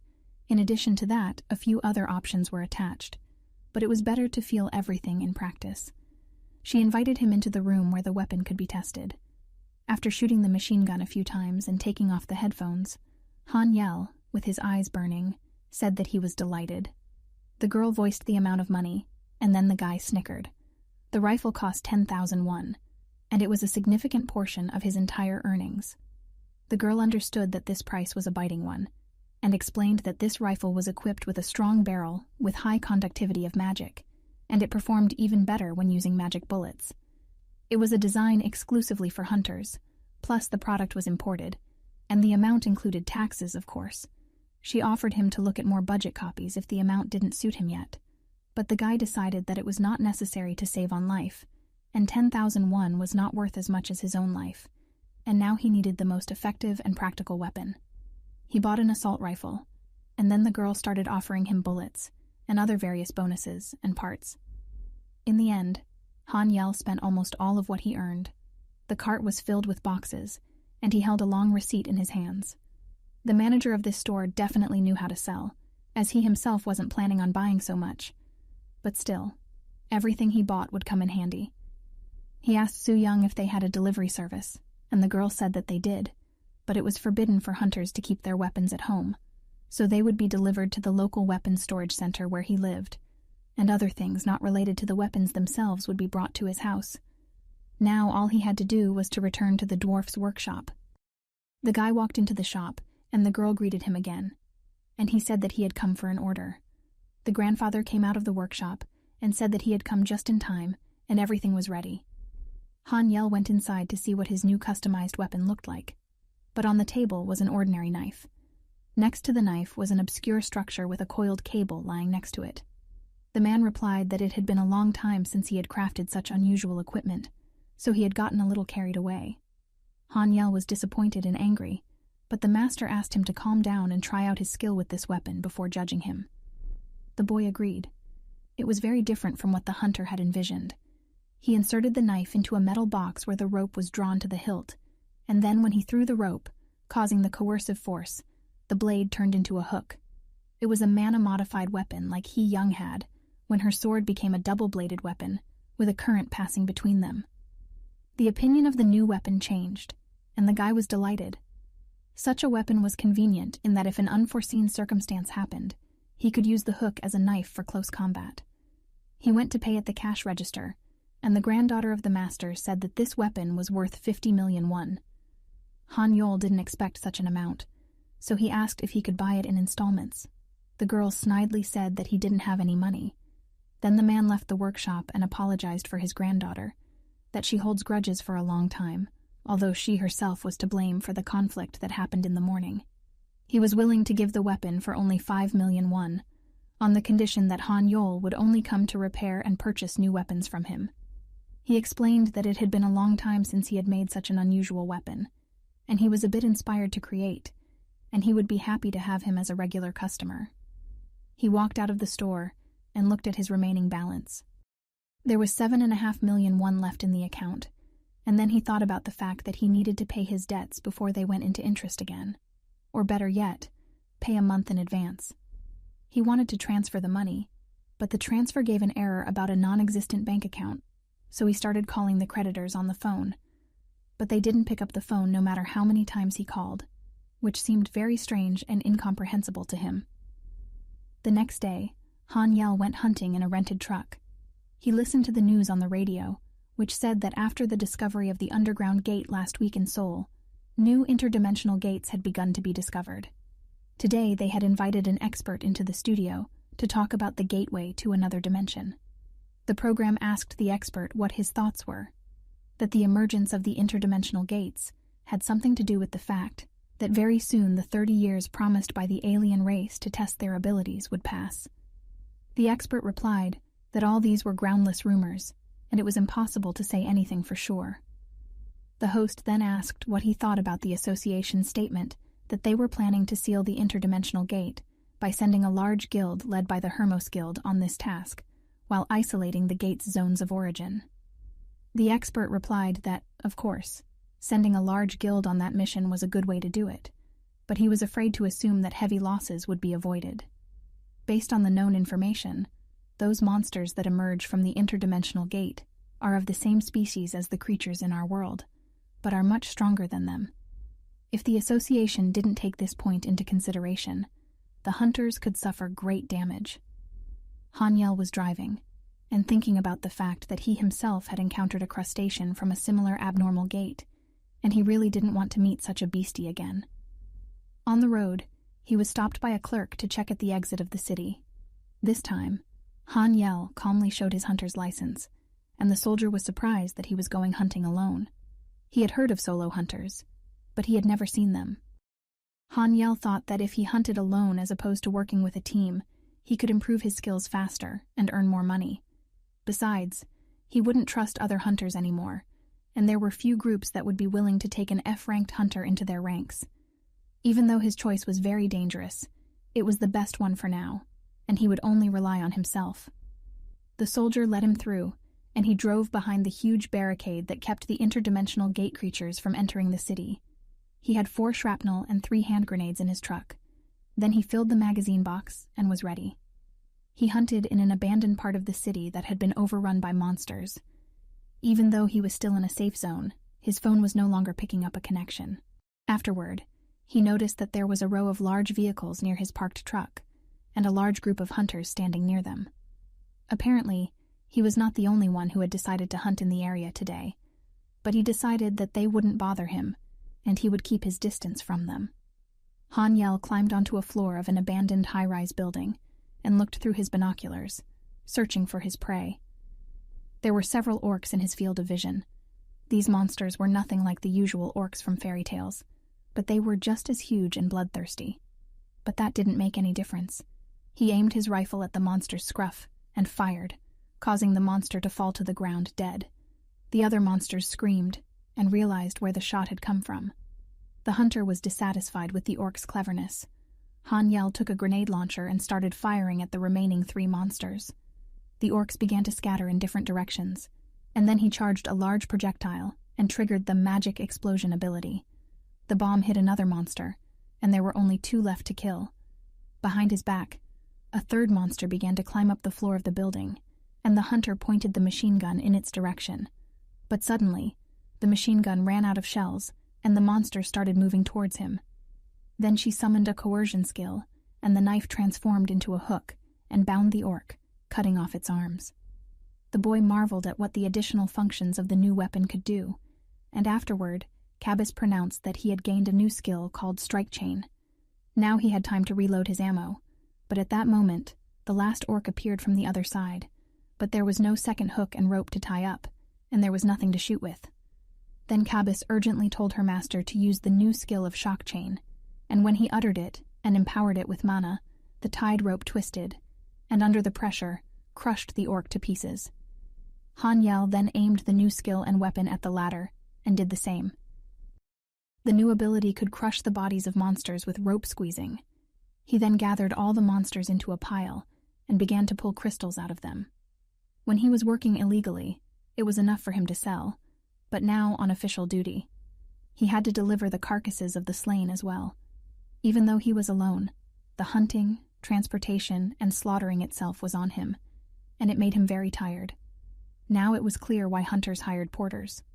Suddenly, an unfamiliar girl came near him at close range and asked him what he was doing.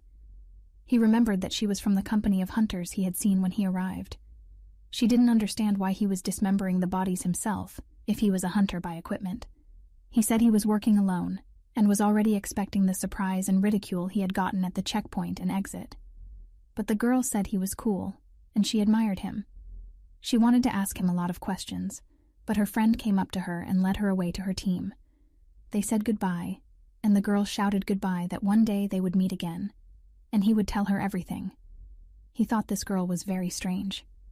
When Haniel had killed the 3 monsters and put all the containers in the car, He noticed that one of the orcs had not been killed completely and was able to crawl away. He noticed drops of black blood on the road, and activating his magical observation, he saw the monster's footprints heading towards a hole in the road. He started walking there, unaware of anything, and when he looked into the hole, he threw a hand grenade into it. It exploded, and he aimed his automatic rifle, waiting for the creature to come out. But dozens of orcs started coming out of the cave. He found their nest, where more than 100 of them swarmed. There was nothing left for him to do but run. He was able to run to a car and began to drive away at full speed. When he was able to escape, he decided that the results of the hunt would be enough for today. And now, perhaps he needed another way to hunt. The next day, Han Yell sat in the coffee shop and read on his phone, on the hunter's Wikipedia, all the articles he needed to learn. He realized that his sortie was too wounded, and he didn't know much yet. A girl he'd met on yesterday's hunt approached his table. She said her friend was running late, and could she sit down with him so she wouldn't be bored. The young man let her sit down, and she asked his name. He said his name, and then said he knew her name was Li Jie. The girl was surprised, and asked if he was a stalker, but he replied that he heard her partner calling her by her name yesterday. After Jie asked the question, "Why is he working alone?" Han Yol didn't want to answer the question, and said he would answer if she told him the reason why she wanted to know. The girl sank down and told of her traumatic experience. In times of war, there had been an explosion not far from her home. As a result of the final blast wave, her parents were killed. She was left alone, locked inside the rubble. Before Jie was found by rescuers, she sat in total darkness for 2 days. But the girl was truly left behind when she climbed to the surface. No one wanted to take the orphan into their family. She flitted from one relative to another, and in the end, she stayed with no one. That's when her fear of loneliness started, so she tries to work with people and spend time with her friend as often as possible. But when she saw Han Yol working alone yesterday, she wondered how he got to the point of working only with himself. The young man apologized for forcing the girl to tell such personal things and to remember psychological traumas. But the girl thanked him for listening to her. She saw in the window that her friend had already arrived and began to say goodbye to her new acquaintance. The friend was her partner from yesterday, who they were apparently close with outside of work. Han Yell stopped the girl and briefly replied that he worked alone because he didn't trust other hunters. But afterward, he added that he wouldn't mind working with her. She smiled and walked away, and he wondered if he could really trust his new friend. Han Yell was waiting at the cafe for the prospective subordinates. He was interviewing for personal porters, who were a young guy named Choi Seong-beom and a girl named Lee Ari, who had agreed to work with him. Together with the new porters, Han Yell went on a new hunt, to the same place, to mop up the discovered orc lair. As Sunbomb shot at the orcs with his automatic rifles, he thought to himself, what kind of hunter would think of attacking an orc lair alone? A normal hunting group should be operating in such a place. However, that F-ranked hunter is working alone? Sunbomb regretted the contract he had signed, and felt that he should have realized everything from the moment Han Yol had mentioned in the cafe yesterday that he was hunting alone. The carrier had never imagined that such a hunt was such a reckless venture, but he had been promised a day's wages, and no one in their place would have refused such an offer. It was his own fault for signing the contract so hastily. And Ree was also firing at the orcs with a machine gun, and marveled at how easily they were killed. Perhaps it was because the hunter had asked them to use his bullets, and he had apparently given them his magic, which did more damage than regular bullets. The girl had run out of bullets and needed to change them, and while she was doing so, an orc crept up behind her. Before she could react, Han Yell had already tied him up with his cable. He asked if she was all right, and told her not to overdo it. She was surprised that the hirer was indeed a rank F. She had been watching him the whole expedition. His movements and skill power were far above rank F. He looked like a seasoned professional. In her 3 years as a porter, this was the first time she had seen such a frame. He had already fought the new orc, throwing a hook rope at him, and throwing a punch, and then firing his assault rifle afterward. He knew that the situation that happened to him from the last hunt could happen again. So he went to the dwarf store once more to upgrade the chain. But the shopkeeper was, of course, a bit taken aback that Han Yell had returned after 1 day. But the new skills required weapon improvements at the rate they were developing. He was now able to split a linked chain, thanks to a skillful master. True, it took him a decent amount of money to improve the cable, and on top of that, he hired 2 porters. But with their help, he could kill many more monsters and make more profit even with the deduction from their wages. He hired professional porters because their equipment was much better than the ordinary ones, and they had a reputation that showed they could be relied on.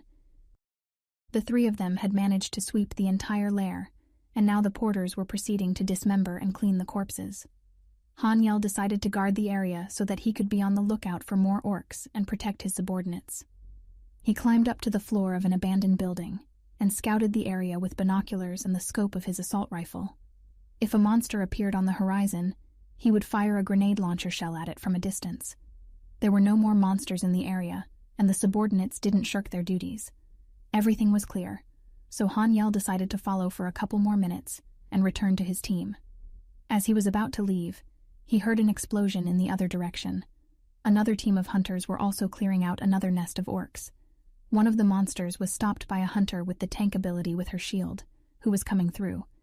He was amazed when he saw this soldier as Li Jie.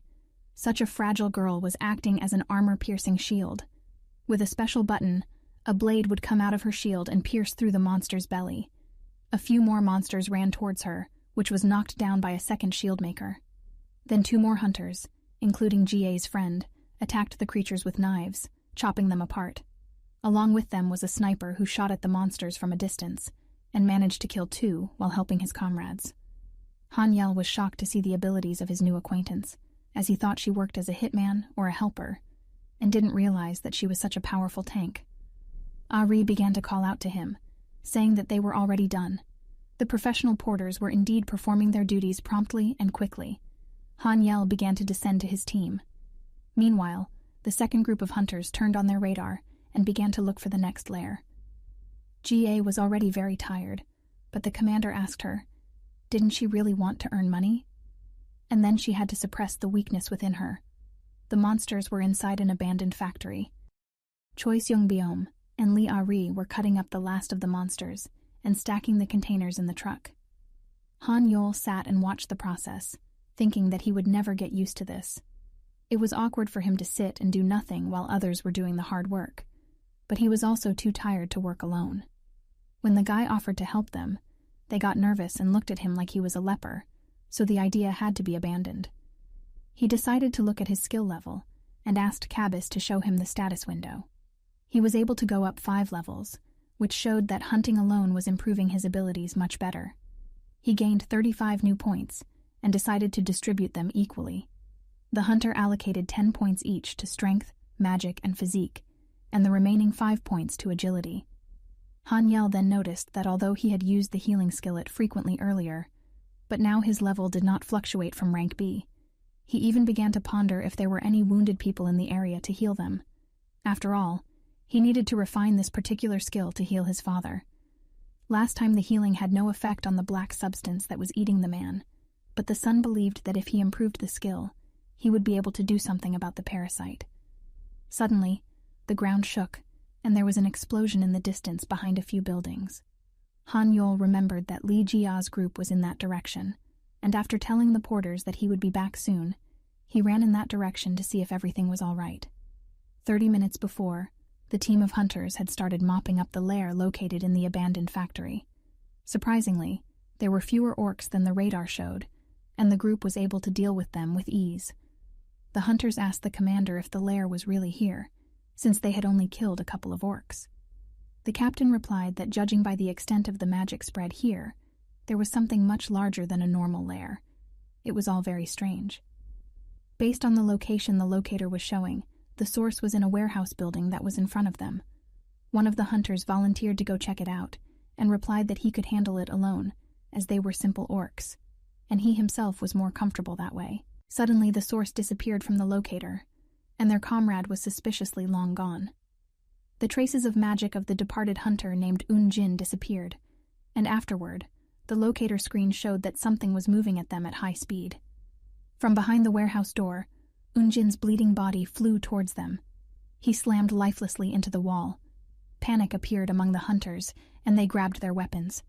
From the shadows of the room, an unusual orc slowly began to emerge in their direction.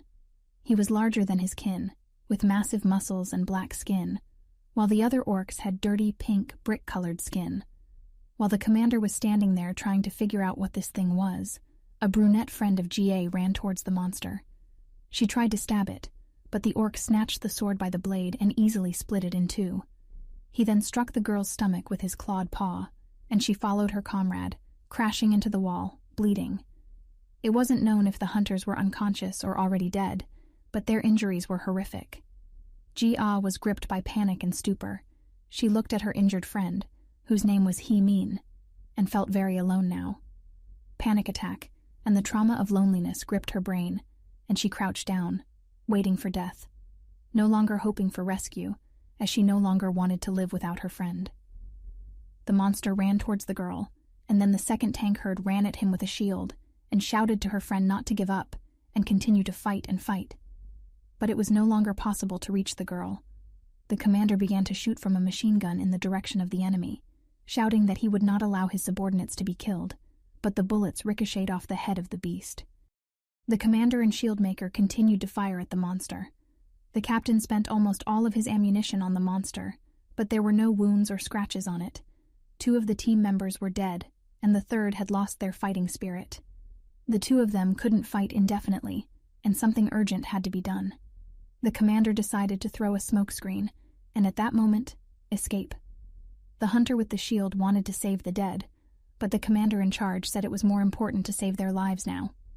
But once they decided that, they noticed that He Min was still breathing and alive. But the commander decided to go all the way and shouted a smokescreen command for everyone to cover their eyes. When the explosion happened, he and the hunter with the shield ran for the exit, but Jia picked up her friend in her arms and headed for the upper floors along the corridor that was closer to the injured girl to get away faster. She hid and began to treat the girl's wounds, sure that the commander would come for them soon. But he went outside with another hunter, and when they noticed that GA wasn't with them, they decided not to follow her, knowing that she had decided to save her friend, and now they would both die, and the men weren't about to risk their lives. If those left in the building were killed, no one would turn them in for leaving the living to fend for themselves, and Jia could report him for not wanting to save He Min. Meanwhile, the girl began to worry about why their comrades hadn't come back for them yet, and began to hear the monster starting to get closer. As she dragged the huntress, drops of blood dripped from her, forming a trail for the monster to follow. It was then that she decided to stand to the death, and grabbing her shield and sword, stood up, covering her friend with her back. The orc ran straight at her, and she successfully held on and fought off the attacks. But soon her shield was covered with dents and scratches. Her hand was shaking, and her weapon was hard to hold. Her strength was waning, and death was on her doorstep.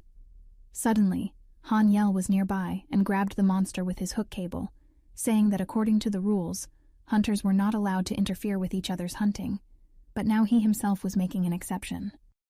Han Yol was restraining his arm with a cable, and Jia asked him how did he end up here. The situation was more critical than the guy had anticipated. He had seen 2 types on the street who had abandoned the 2 girls and cowardly ran away, and he had come across the unusual footprints he had used to reach here. He decided to deal with the monster first, and told GA to stay back near his injured friend for now. At this time, the orc broke the chain and got out of duress. The guy was shocked at the cuteness of this uneasy monster. Han Yel then began to fire at the creature with his assault rifle, but the ranged attacks had no effect on the monster. He asked Jia to duck down and fired a projectile with the magic blast ability from his grenade launcher. Han Yel blasted the monster. Black smoke spread around, and he was sure that he was able to do at least some damage to the orc. But the orc attacked out of the smoke at the guy and pushed the assault rifle out of his hands. There were no more weapons, and then the young man had no choice but to go into close combat. There wasn't a scratch on the orc, and it was clear that he was resistant to a certain type of attack. Han Yel tossed up a hand grenade, and when it flew towards the monster, fired his pistol at it before summoning a coercion skill and throwing a hook behind the orc's scruff. The tip of the hook hooked into the soft skin covered by the spikes on its back, and then he struck with the chains, separating them and aiming them at different parts of the monster's body. He was delayed, and the count turned to a second to finish the orc in its weak spots. But the monster began to twitch, and Han Yel might not have gotten there in time. At this time, GA ran at the monster from behind and stabbed at it with her shield so that it couldn't slip away from the hunter, and started shouting to Hanyel to strike faster. But the monster spread its spikes and pushed the chain hooks out of its body, throwing the girl aside. At this moment, Hanyel stuck his knife into the monster and began to press down on it until they reached a hole in the wall, beyond which was a cliff. The guy continued to jab at the enemy with his cold weapon and threw himself down with it. Using his coercion ability, he hooked his hook onto part of the wall and continued to hang in space on the cable and pulled the dagger out of the orc. The monster began to fall down from a high floor, which promised death on impact with the ground. Hanyel climbed the cable back up to the floor and ran up to the weakened GA sitting against the wall, but the girl said she was fine and asked the healer to help his friend. The guy believed the girl about her condition and started treating He-Min. Her rib was broken and almost pierced her lung, but the hunter was able to heal that.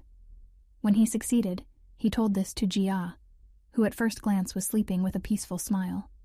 But in reality, her back had been pierced by a metal bar sticking out of the wall she had fallen on. Jia saved and protected her friend with all her might, giving her life for it. Hanyol called for an ambulance and an emergency team from the Hunters Association. Jia was placed in a black bag and sent to the morgue. He-Min woke up and shouted her friend's name, but the staff wouldn't let her see the deceased and took her to the hospital afterward. Hanyol stood by his truck and berated himself for his weakness and for not being able to save the girl. Investigator Lee Ha-Nul came up to him, and when he asked her what she was doing here, she said that when there were deaths of hunters, it was the association's jurisdiction. She asked the young man to follow her to testify as a witness. The investigator told him that the leader of the hunting team the deceased was a member of had been arrested. It seems that his colleagues suspected something wrong and reported him. The arrested man stated that he didn't know everything that had happened, but they would soon find out all the details. After a few hours, Hanyol was finally let out of the main building of the Hunters Association. He was asked such a long list of questions as if he was a criminal, not a witness. But still, he felt guilty, as if he had been the main culprit in the death of GA. He wanted the detectives to punish the captain of their team, who had abandoned the girls to their fate, but realized that even with his imprisonment, peace of mind would not come. The porters came up to him and said that all the equipment had been turned in, and the bodies of the orcs had been handed over to the association. The young man thanked the helpers and apologized that they had to finish everything without him, but they replied that it was all right. They picked up the pipes of the black orc from the ground when it fell, and the association itself offered money for its carcass and asked to pick it up, which was extremely strange, since the association itself never asks anything from the hunters. And moreover, Hanyel and his porters had not reported the monster. At this point, the team decided to part ways, and Hanyel promised the guys to transfer the payment this very evening.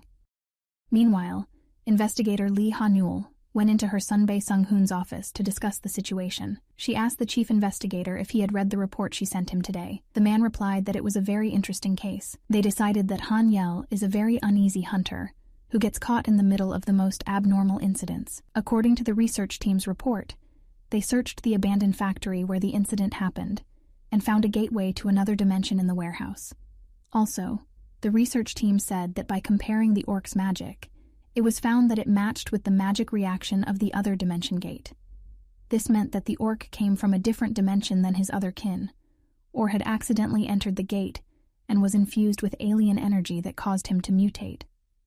But what also bothered the investigators was that Hanyol's skills were completely inconsistent with his F rank, as he was able to single-handedly slay this dangerous atypical orc that a team of 5 D-ranked hunters couldn't handle.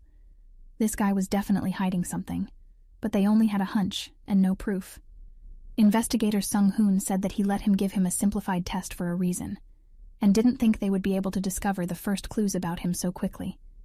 He allowed subordinate Ha-Nul, from her authority, to conduct a real investigation regarding Hanyol.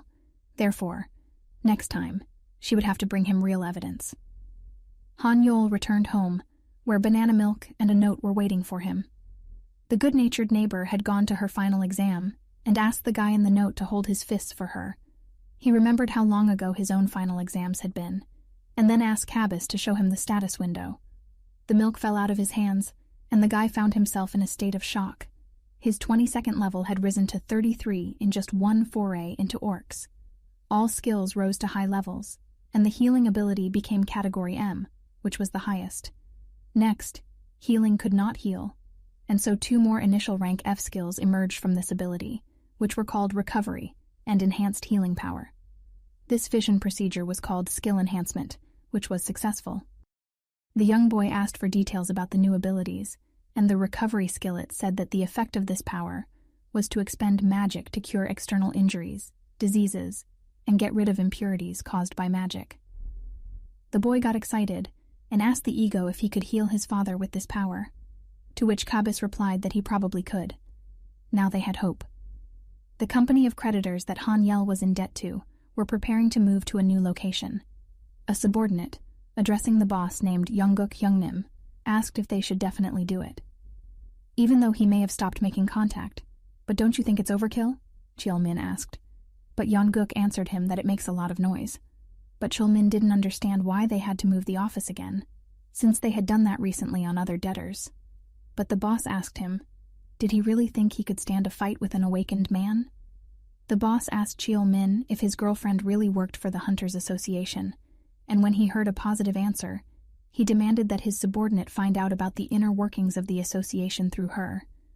And then, Cheolmin couldn't believe that the superior really wanted to accept that hunter's order, knowing that if they found the right person, he would kill him.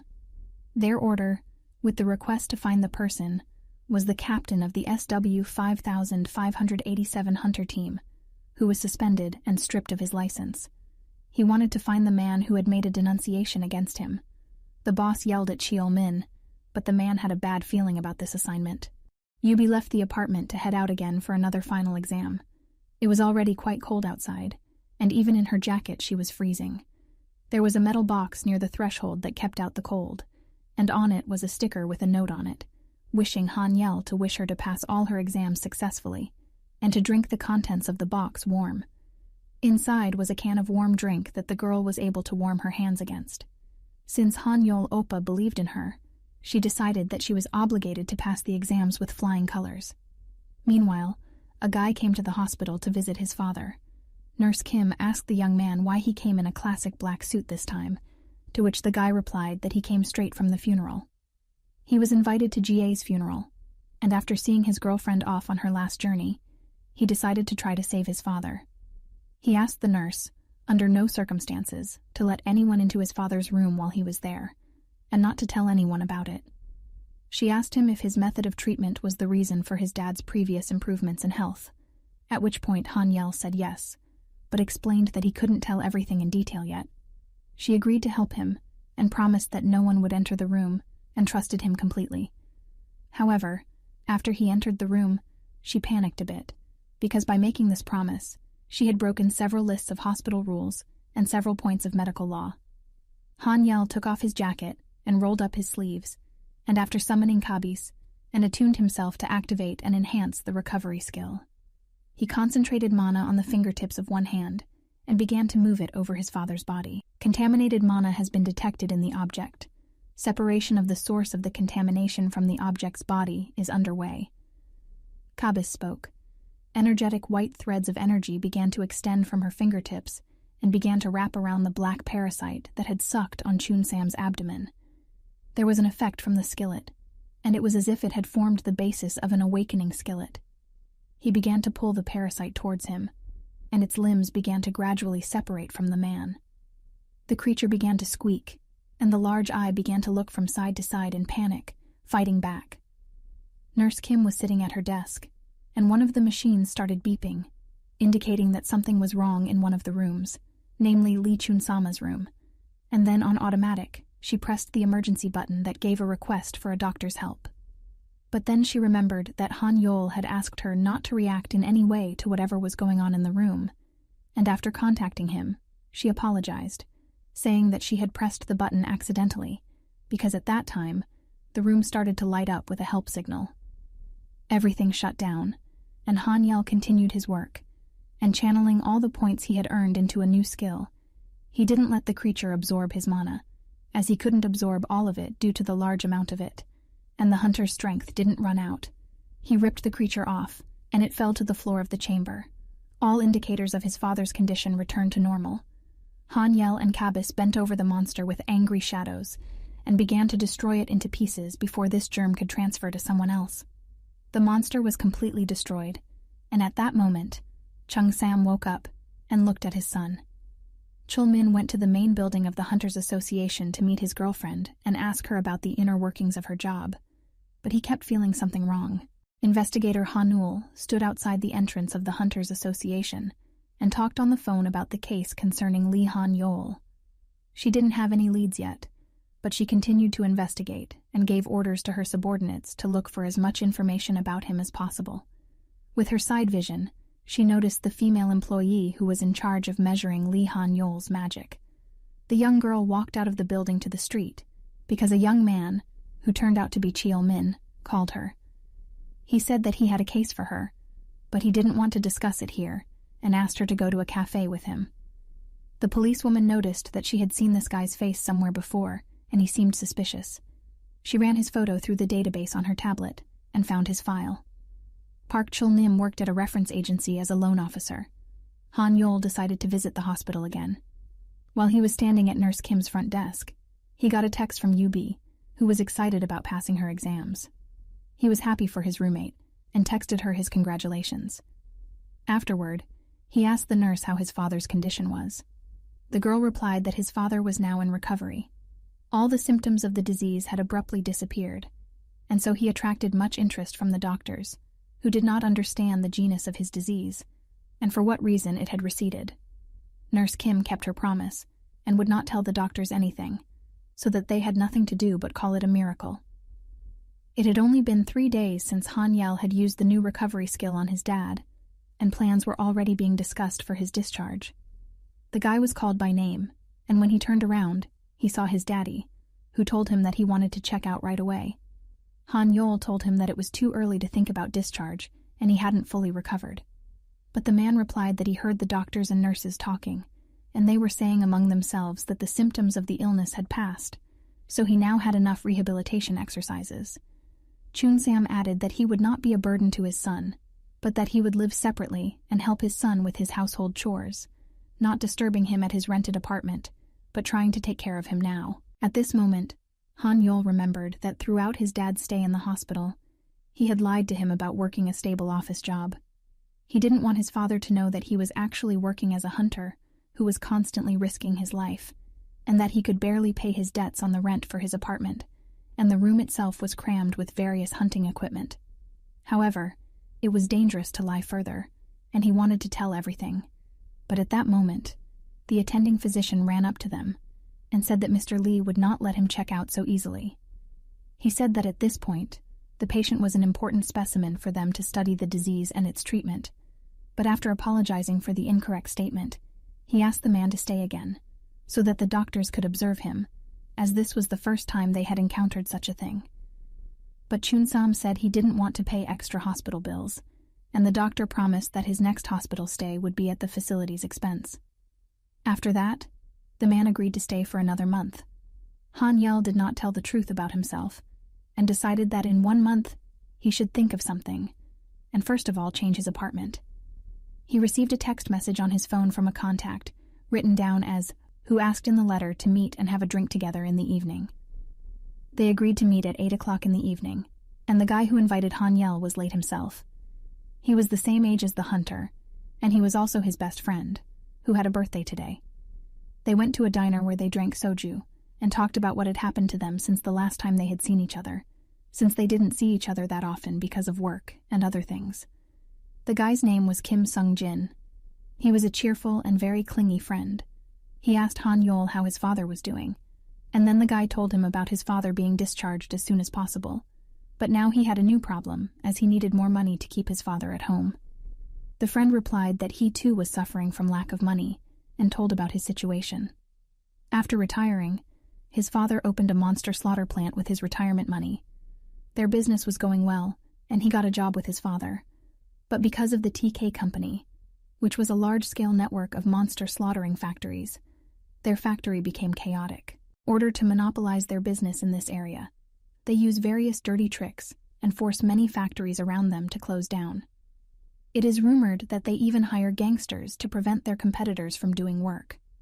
Moreover, they have started to offer much better conditions for hunters than others who supply the monsters' raw materials to the factories. They take away all the raw materials completely, depriving the other suppliers. Because of this, Sungjin's factory is suffering tremendous damage. They were not bankrupt, and the only thing they needed was to find a hunter who would contract with them to supply them with raw materials on a regular basis. And they would pay him very well. And the hunter's income would be more than if they were to give the raw materials to the association itself.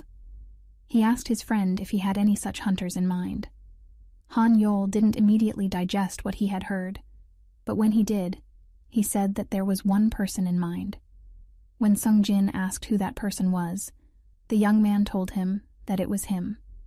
The friend laughed and told Han Yol that he had learned how to make jokes during their separation. But he silently took out his license from his wallet and handed it to his friend. He read the information on the card and was shocked. His best friend had become a monster hunter. Yubi was sitting at home, and her mom started to call on the phone. She picked up the phone, and with a cheerful look, she asked her mom why she was calling. Her mom asked her about her exams, and the girl said that she had tested herself for the correct tests of an exam called Sunyin. And in the end, although she originally thought she had passed everything, the answers didn't match the correct ones. Her mother was upset and apologized for not being able to help her daughter in any way, but Yubi replied that it was okay, and she didn't want her mother to cry. They said goodbye, and the daughter asked her parent to take care of herself. After that, the girl herself cried as she wanted to go to university very badly, but now she won't be able to. Han Yol was going on a long expedition while there was time before his father was discharged, and as he would not be at home for a long time, he decided to say goodbye to Yubi. He rang the bell and knocked at the door, but no one opened it for him, so he had to leave without any farewells. At this time, on the neighbor's desk, the enrollment forms for the porter team were lying on the neighbor's desk. Together with his team of porters, the boy went to the northern district of Chungcheong, in the city of Cheongju. It was a cordoned-off abandoned neighborhood consisting of a pile of ruins. The place where he had previously hunted orcs had been cordoned off by police and scientists to investigate the anomalous gate and search for mutated black orcs. So he needed to go to another lucrative hunting spot, and Sung Jin, who they had contracted with, sent him to this area to hunt ants. He said that these monsters weren't particularly big, but that was a lie. Right now, they were fighting a giant insect that was at least 3 times bigger than themselves. They were in the very epicenter of the ant hole. Both porters were firing their assault rifles at the monster, distracting it, but it suddenly spat out a white substance from its jaws that looked like a spider's web. This sticky liquid glued Ari's hands to her body, and then the ant pulled the captured victim towards itself. At this moment, Han Yel activated the coercion and shouted for the girl to hold on for a bit. The hook tore the web, and the girl freed herself from the restraints, falling right into Seongbom's arms. The guy started to ask his partner if she was all right and if she had hurt herself, but the girl answered inaudibly, as she was very embarrassed because the way Seongbiom had caught her looked very cool. She began to look at her partner differently, and she thought he looked especially cute today. The ant pointed its claw-like limb in their direction, and the stretcher-bearers were saved by the commander, who aimed a shell from a grenade launcher at the monster. After the explosion, the ant fell to the ground, weakening, and taking this opportunity, the hunter called up the coercion skill again and bound all of the arthropod's legs, causing it to fall immobilized and flat on its back. Han Yel apologized to the bearers that he had failed to draw the monster's attention to himself. Then together, they finished off the ant to the end. Han Yol decided that when he finished this outing, he would definitely crack Sungjin on the head for lying, and they could arrive, due to the deception about the size of the monsters, unprepared. The bearers began to clean the crystals out of the ant's body, and then chopped it into pieces. Taesu Ajoshi arrived with a large truck, into which the porters began to load all the goods. Han Yol wanted to earn as much money as possible before his father was discharged, so they decided to go on a hunting trip in the form of a camping trip, not returning home for about half a month. Ari and Seongbom also needed money, so they agreed to be with him on the expedition for 2 weeks. Manager Taesu himself volunteered to help without pay, coming by car every night and picking up their goods and delivering them to Seongjin's factory. Taesu drove away, and Han Yol wished him a safe journey. It was time to set up camp. But when the porters began to sort out all the equipment, they found out that when they had packed all the goods, they had put only one double tent instead of 3 single tents. Han Yel was upset and told the porters to sleep in the tent, as they were tired enough today because of him, and were at risk because of their ignorance of the enemy. He himself lay down in his sleeping bag outside. Seongbom and Ari lay in separate sleeping bags, but they were very awkward in each other's presence, as there was a budding sympathy between them, and being around each other in such an environment was exciting. The girl thanked the guy for catching her today, and the guy nervously replied that it was nothing, but in his thoughts, he thought that the girl was reacting differently than usual. Ari herself was in her thoughts, begging Han Yel to save them from this tension and deal with the tents.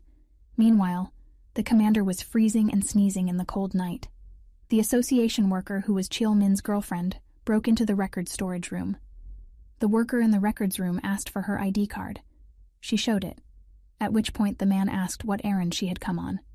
The girl replied that investigator Lee Ha-Nul asked her to deliver the materials.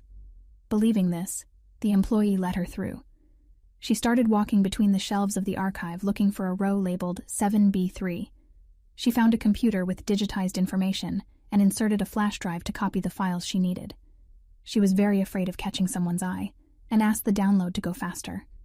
When everything was copied and she pulled out the flash drive, she was grabbed by the shoulder.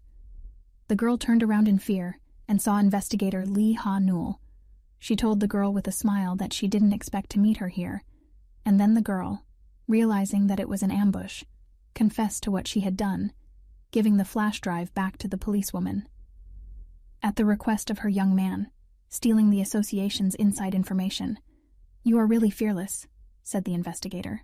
After Han Yul saw Cheol Min last time, she suspected something wrong and kept a surveillance for a few days. She couldn't believe that he could pull off such a scam. The information he asked her to steal contained a case about a hunter from SW 5587 group who had lost his license due to Lee Han Yul's denunciation. The girl asked pitifully, what would happen to her now?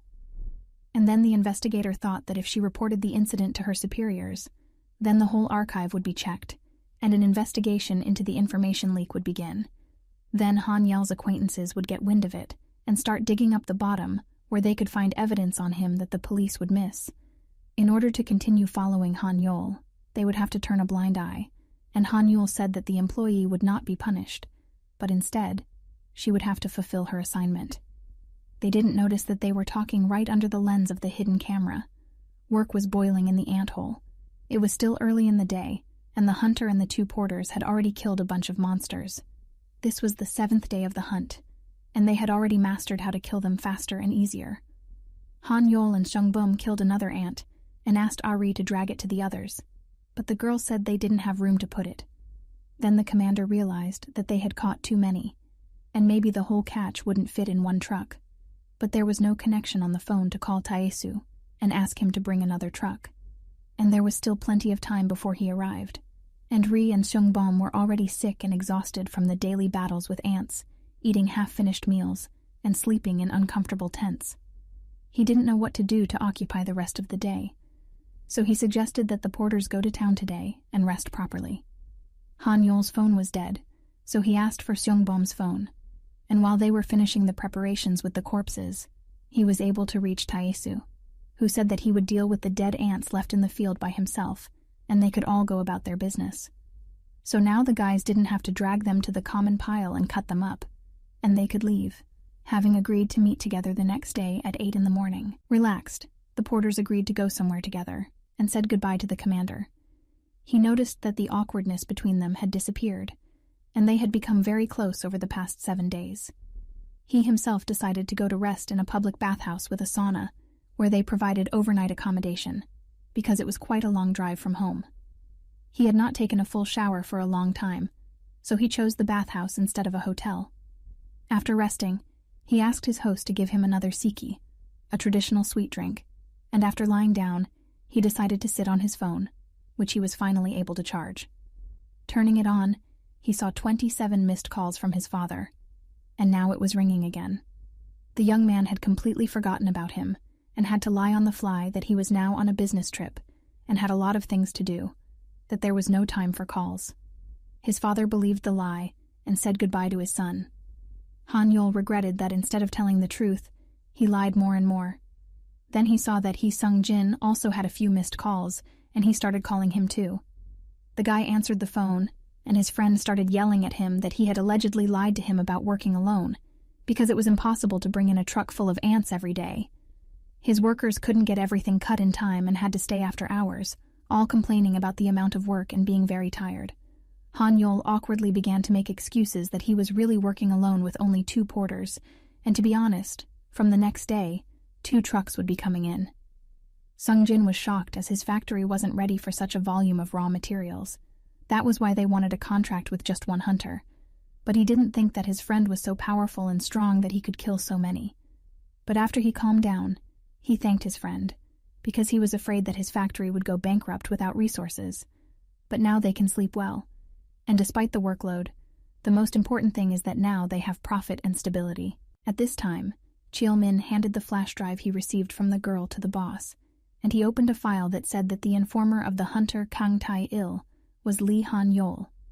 The situation was becoming more and more interesting, and he ordered a subordinate to inform the customer who had denounced him to the association. He was satisfied that the culprit turned out to be his old debtor. Another week passed, and finally the ant hunt was over. Henri said that when they first started the hunt, she didn't think they would be able to manage with just the 3 of them. Yet everything went more or less well. It was only in the last few days that she had gotten a big scare of her life, when they had wrongly disturbed a nest of insects, and they had run at them in a big stream. But Han Yul shot a grenade at them and saved the girl. They had the biggest catch that day, and they loaded up 3 whole cars. The team said goodbye to each other, and Han Yul decided to pay the porters their bonuses, because they deserved it, because they risked their lives for him every day, and he himself had often gotten into dangerous situations as a porter in the past, for which he had not been paid. He returned to his apartment and noticed that Yubi had no lights in the windows. At first he wondered where she might be, but then he remembered that now she didn't have to spend her evenings memorizing lessons and could have fun and go out before the start of the university school year. He opened the door and sprinted over to the bed. Han Yul was about to wash his face and get a good night's sleep, but at that moment, Sung-jin started calling him on his phone. The hunter answered the call, and his friend called him for a drink. Han Yul wanted to refuse, but Sung-jin said that he was going to give him the check for the money he had earned from supplying ants to the factory when they met, and if they didn't meet, he would have to give it to him sometime later. Han Yul really wanted to get the money as soon as possible, so overcoming his fatigue, he agreed to the meeting. After the first drink, he said enthusiastically that there was nothing better than alcohol after a hard day's work. His friend laughed and reminded him that he didn't want to come. In response, Han Yul remarked that Sung-jin had gotten away from work himself, since the workers at his factory were processing meat even at night. He gave the hunter a check for 80 million won and said that it was for the first shipment, but since he had been taking 2 or 3 trucks to the factory for the past week, the second check would be about 150 million won. The young man was shocked and didn't expect such a large amount of money, and then he shared his joy with his friend that he could finally pay off all his debts and buy an apartment. Sung-jin asked why his friend was in debt, and he said that he had borrowed money from a private company to pay off his father's hospital bills and had gotten into debt. But now the creditors weren't returning his calls, and when he went to their office, he found that they had moved to an unknown location. Sung-jin asked if the creditor was a man named Lee Young-guk, and when he heard his friend answer in the affirmative, he told his story. His father had once taken out a loan from him. He managed to collect the money quickly and was about to pay it back, and then those types also stopped replying and moved out of the office. They went underground, and while they were not heard from, the interest began to accumulate and build up, but eventually he and his father found their hideout and were able to pay everything off without interest. Sung-jin found the address of the old hideout in his phone and gave it to his friend since they could hide there again, and then asked what the friend was going to do. Han Yul replied that he would teach those rascals a lesson properly. Lee Young-guk sat in the office and waited for Cheol-min to bring the hunter. There was a knock on the door, and he thought it was a subordinate who couldn't open the door for some reason. He got up to open the door, but it was suddenly kicked open, and Han Yol was on the doorstep. The creditor began to ask the man who had come in how he knew of their location. Han Yel replied that they had been trying to cheat one of his friends, and he had ratted them out to him. The man got angry and swung his fist at the guy, but the man grabbed his fist with his palm and stopped him. The man remembered he was fighting an awakened man and regretted it. The hunter used mana and channeled it into his palm, causing the man to be pushed aside and his arm to ache. The guy reminded him that if he went to complain, no violence had been used on him. It was only self-defense. Han Yol threw an envelope on the floor with 30 million won, which was half of the debt, and said he'd pay the other half next week, so they should reopen the account because he didn't want to go back to that place. Lastly, he threatened that if they do force him to come here again, young Gook won't get off with one hand. After a while, Cheol Min came back and saw their office door kicked in and the boss's arm was injured. He brought a hunter with him, and the creditor informed him that if he still wanted to know who reported him to the Hunters Association, he had to fulfill one request of theirs first. And the hunter agreed. 20 minutes before, investigator Han Yul had sat in ambush in her car, watching the accounts payable office to see why they needed information about Han Yul's report. She had been there for 6 days already, and she was already regretting what she had done, but she couldn't shift the responsibility for her mess onto someone else. It would be good to set up a USB that contained stolen data, a location tracking program to find out who actually stole the information. She couldn't find any leads yet. At this time, from the car window, she saw Han Yol walking towards the office, and the girl got out of the car and decided to follow him. She didn't understand why he was talking to young Gook about another case, and apparently the hunter didn't know about the information about him. And then he hit the civilian and left. The girl returned to the car and decided to add this incident of violence to his case. And afterward, she got a call from the information department. Investigator Lee Han-Nul, while collecting data on Hunter Lee Han-Yol, something interesting was found. The subordinate began his report. About a week before Lee Han-Yol registered with the Hunters Association, he suddenly deposited cash amounting to 8 million won into his bank account. However, according to the information, 2 days before, Lee Han-Yol himself had stopped working at the factory after beating up a supervisor. The investigator replied that it was not a cash severance pay. Maybe he pulled some money tricks, or borrowed money from acquaintances or relatives. But the information officer replied that at first they thought the same thing, but afterward they found out another fact about the suspect. The subordinate sent the data to the police officer's tablet and asked her to open it. There was a photo of Han Yol driving a car at a checkpoint. This photo was taken from the surveillance cameras at the field checkpoint in Seokcho City, 2 days before the cash contribution. Information officers checked the records of porters who went out to work that day, but Lee Han-Yel did not apply for one hunting group. Based on the investigation, they do not know how he managed to get through the checkpoint, but it seems that Lee Han-Yel was conducting illegal hunting in the field that day. They also thought there was a high possibility that he had sold the corpses of monsters on the black market and thus collected a sum of money. The investigator replied that if it was true, then it was possible that Lee Han-Yol had also given them false information about the time he became awakened. The subordinate asked whether to prepare an arrest warrant for the suspect. But at that moment, Han-Yul noticed Cheol Min heading into the office, along with suspended hunter Kang Tae-il. She ordered not to appoint a warrant yet, as there was one piece of unresolved evidence left. A week had passed since then. Han-Yul packed up all his belongings and said goodbye to the rented studio apartment he had lived in for quite some time. After leaving his former home, he wanted to say goodbye to Yubi, but she wasn't in her apartment, and she stopped responding to his texts a long time ago. According to the manager, she packed a bag and left 3 weeks ago and hasn't returned since. The guy was worried about the schoolgirl and hoped she was okay. It was a shame to move without saying goodbye to her. He moved into a new building and carried all the boxes alone. He considered himself lucky to be able to rent a spacious and clean apartment for only 150 million won. This amount was quite a budget for such an apartment, and was due to the fact that the owner had to leave urgently for work in America. Moreover, the landlord said that he could make a down payment on the rent after the move was over, so the terms were the best and most favorable. All that remained was to bring my father. At that moment, a call came in on the phone from Nurse Kim. The guy answered, and the girl informed him that his father was missing. Without listening all the way, Han Yol ran to the hospital. The girl explained that someone had started a fire on the side of the ward door, and while the evacuation was announced and the patients were being escorted out, no one noticed his father had been kidnapped through the broken window. It happened about an hour ago. The guy's cell phone started ringing with Lee Young-guk, whose contact was listed under the name Freak. The young man asked what the guy was calling him for, but the man replied to not be so relaxed.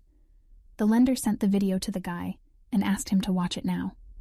The video showed his father, with his eyes bound, headphones in his ears, and his mouth taped shut with duct tape. Han Yel asked what were they doing to his father. The man replied that his father was very lonely in the ward, so they took him away to brighten up the company, and if the guy wanted him back, he had to pay 150 million won, although maybe they should have asked for a larger amount from him, since he was apparently a rich hunter.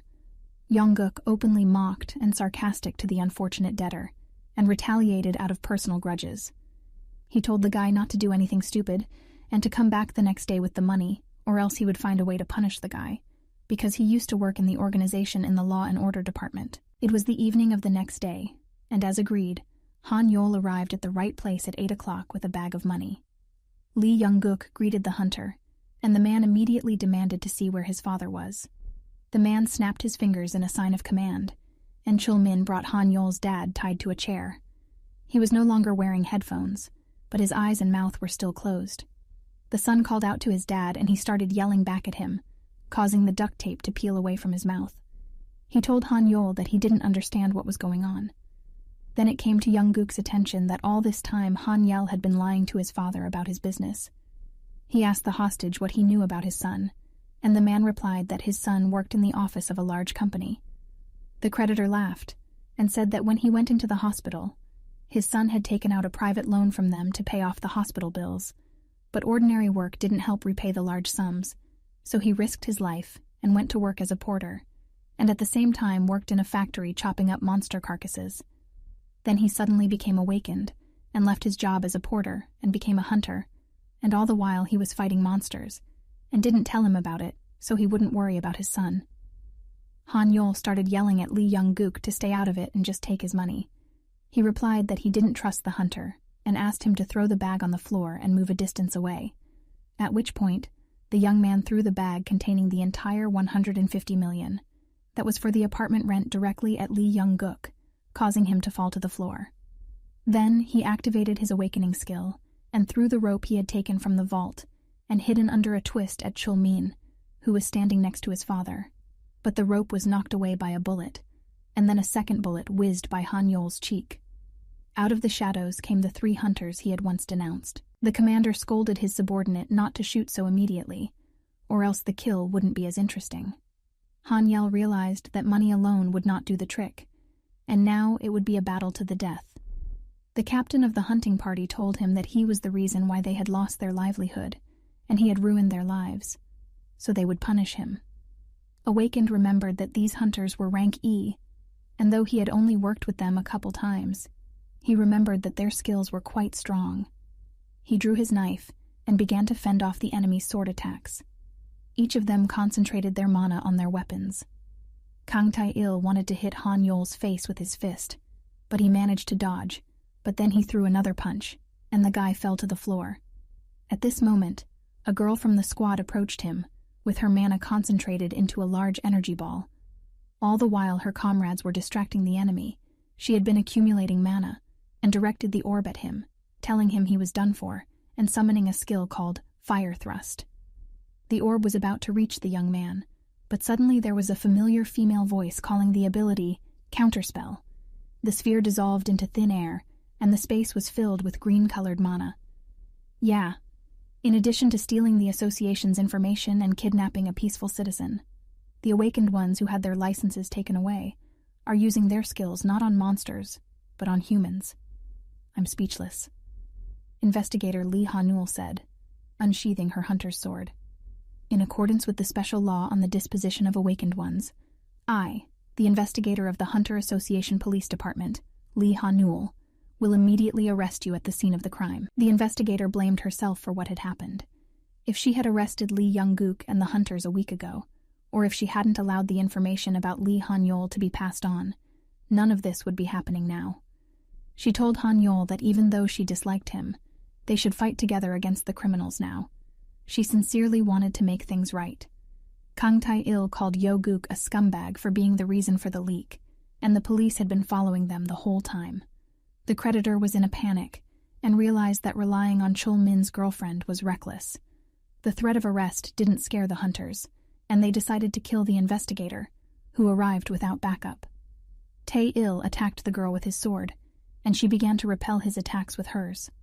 At this time, a sniper was aiming a gun behind her back, ready to shoot, but at that moment, his gun was shattered by the impact of Han Yel's chain. The creditors grabbed Han Yel's father and ran outside.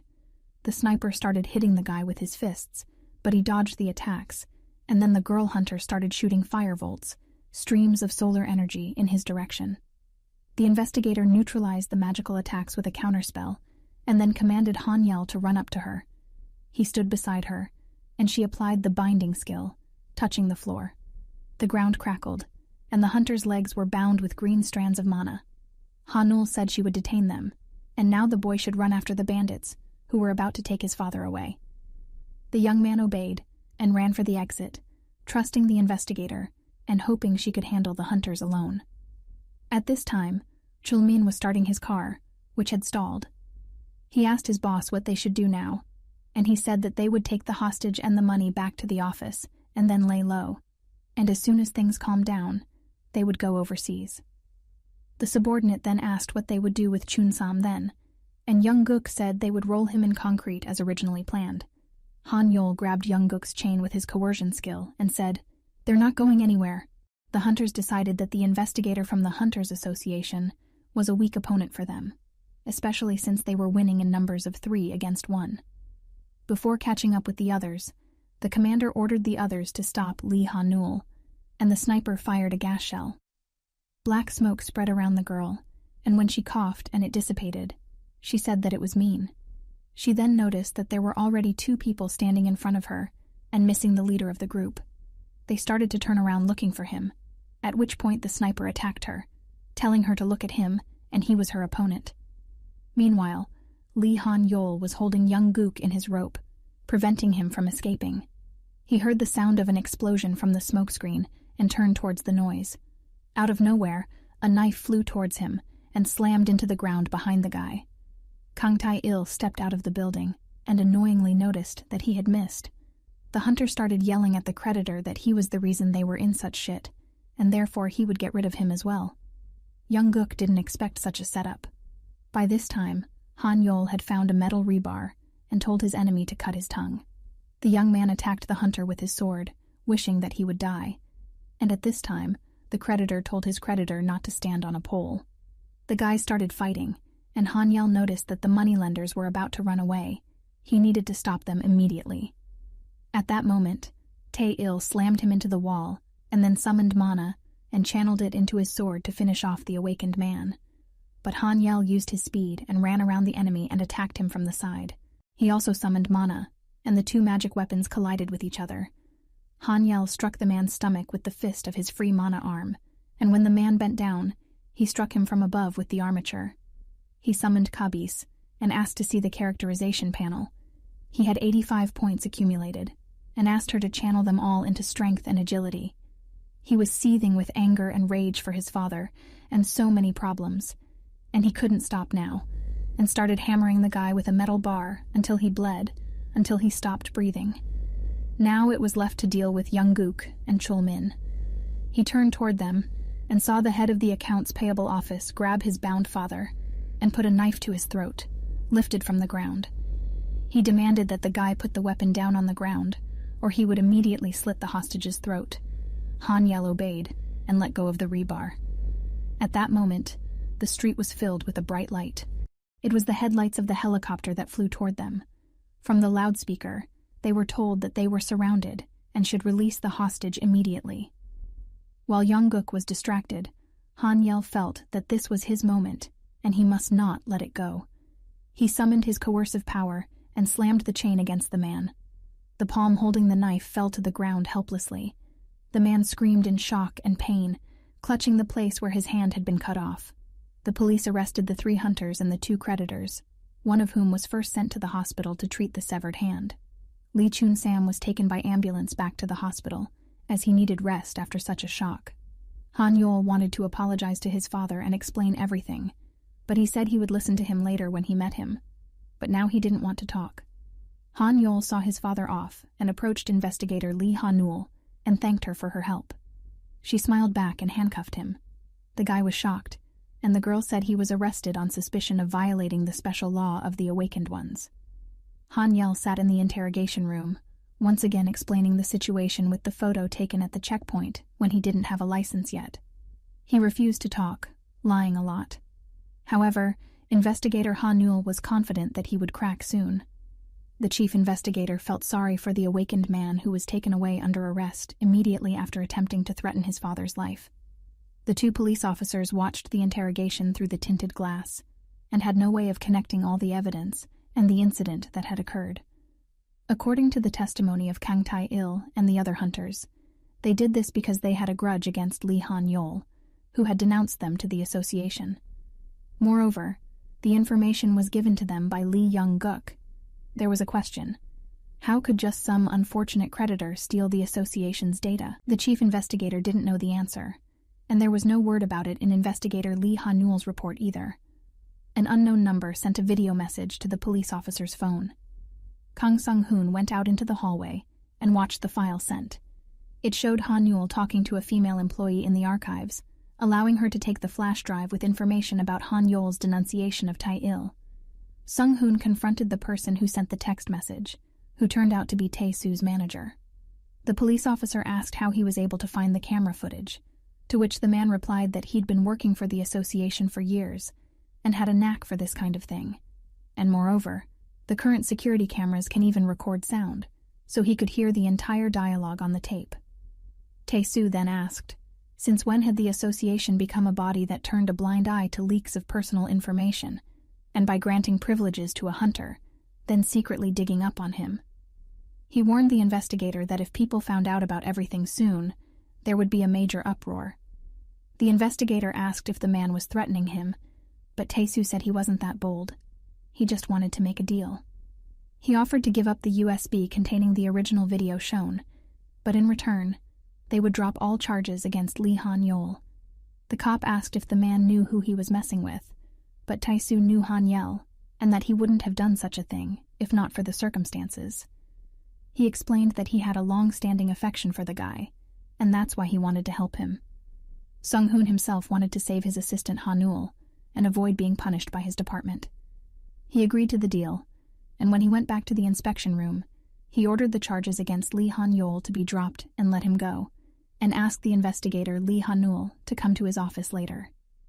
The young hunter was able to return home and complained about his fate, that first he was arrested and then quietly released, which caused him a lot of stress.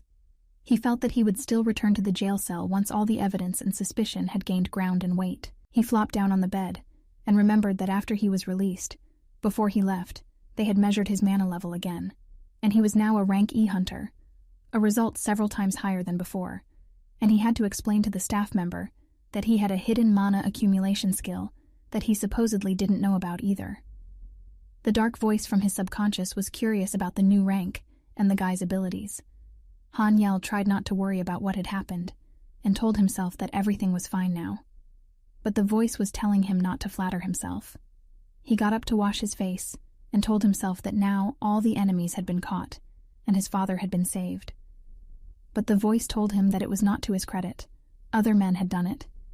The memories of the death of the huntress he had failed to heal and of the knife being held to his father's throat flashed before his eyes. The voice said that in all that time, he hadn't been able to keep anyone safe, and it was his weakness that was to blame. Han Yel then smashed the mirror with his fist and replied that this was not true, and he would definitely become stronger. By any means and ways, he must nurture his strength. The entity behind him looked at this with satisfied yellow eyes and smirked a fanged smile. It had blue hair and horns like the young man's ego, but emanated a demonic aura. That voice called the hunter an interesting toy. UB was in a military training camp, where newcomers were trained to be stretcher-bearers, under very harsh conditions. The camp was called Cradle of Country Defense, where the main site was a field test, where soldiers were trained to shoot according to certain rules. The speaker was told to set up his weapon for a single shot and then given the command to begin. Each of the students began firing their rifles at targets, and then they began to announce the shooting zones that were clear. After naming all 3 zones, the students were free to go. UUB, dressed in camouflage and helmet, was finally happy to finish the task, and thought about how Hanyel was doing. Meanwhile, the young man came to see his father's discharge. He was scared to meet his father, who had been captured because of him, and was also scared to look him in the eye when all the lies of years had come out. They made their way to the apartment in silence, and Chun Sam noticed that the house was new, as all the furniture looked like it had been recently purchased. The son was embarrassed, so he replied that he had indeed moved in recently, and afterward began to apologize for all the deception. But his father told him that he didn't need to apologize, and apologized for having forced his son to make such sacrifices with his illness. He was initially aware of the fact that his son did not work in the office of a large company. At first he wanted to ask him why he had lied, but afterward, he answered his own question. Hanyol had taken on a difficult job that he didn't want to tell him about, so as not to cause unnecessary worry, and his father was grateful for it, but at the same time, he felt guilty. Both men cried and hugged each other tightly, and then began eating apples while sitting on the couch. Chun Sam said that he couldn't believe that his son was a talented hunter, and Hanyol asked how his dad had guessed the deception after all. The man replied that he had once come to see him at the hospital very unkempt, and then told him that he would go to an off-site meeting. No one working in a prestigious company went to client meetings like that. The guy was embarrassed that he was caught doing such a small thing. Chun Sam then stood up, and said that he had arranged for his friends to meet up and have a drink in honor of the discharge, and then left, saying goodbye until the evening. Hanyol began to clean the apartment. He put the books on the shelves in the order in which they had stood in his previous apartment. Among his books, he found one unfamiliar one that he had no memory of. It had a hexagonal star on the brown cover, and no title. He opened the first page and saw English words, not immediately realizing it was Latin. He began to read the text, which sounded like an incantation, and with each new word spoken, it was as if he was falling into a trance. Cabus noticed that something was going on with her master, and asked him to drop the book, but it was too late. He cast a spell that sounded like a summons to the devil. Lord Satan Astaroth, to manifest this, I respectfully. Lord Satan, may you deem me worthy father. At this moment, Hanyel regained consciousness, and found himself in a black space. He didn't realize where he was, as he had been in his room a moment ago. A huge red eye with a narrow pupil, like a snake or a cat, appeared in front of him, and began to press on his head with a powerful energy stream, from which the young man grabbed his head. The vibrations were breaking him, and he wanted it to stop. The entity licked herself, and said that perhaps she was overdoing it, and if this kept up, her toy would break before the game started. She snapped her fingers, and the eye disappeared, then walked over to the guy. The horned girl, dressed in a black dress with a neckline at her feet, and a red eye, smaller than the one that had been a moment ago in the empty space, on her chest, told the guy to call her Astaroth.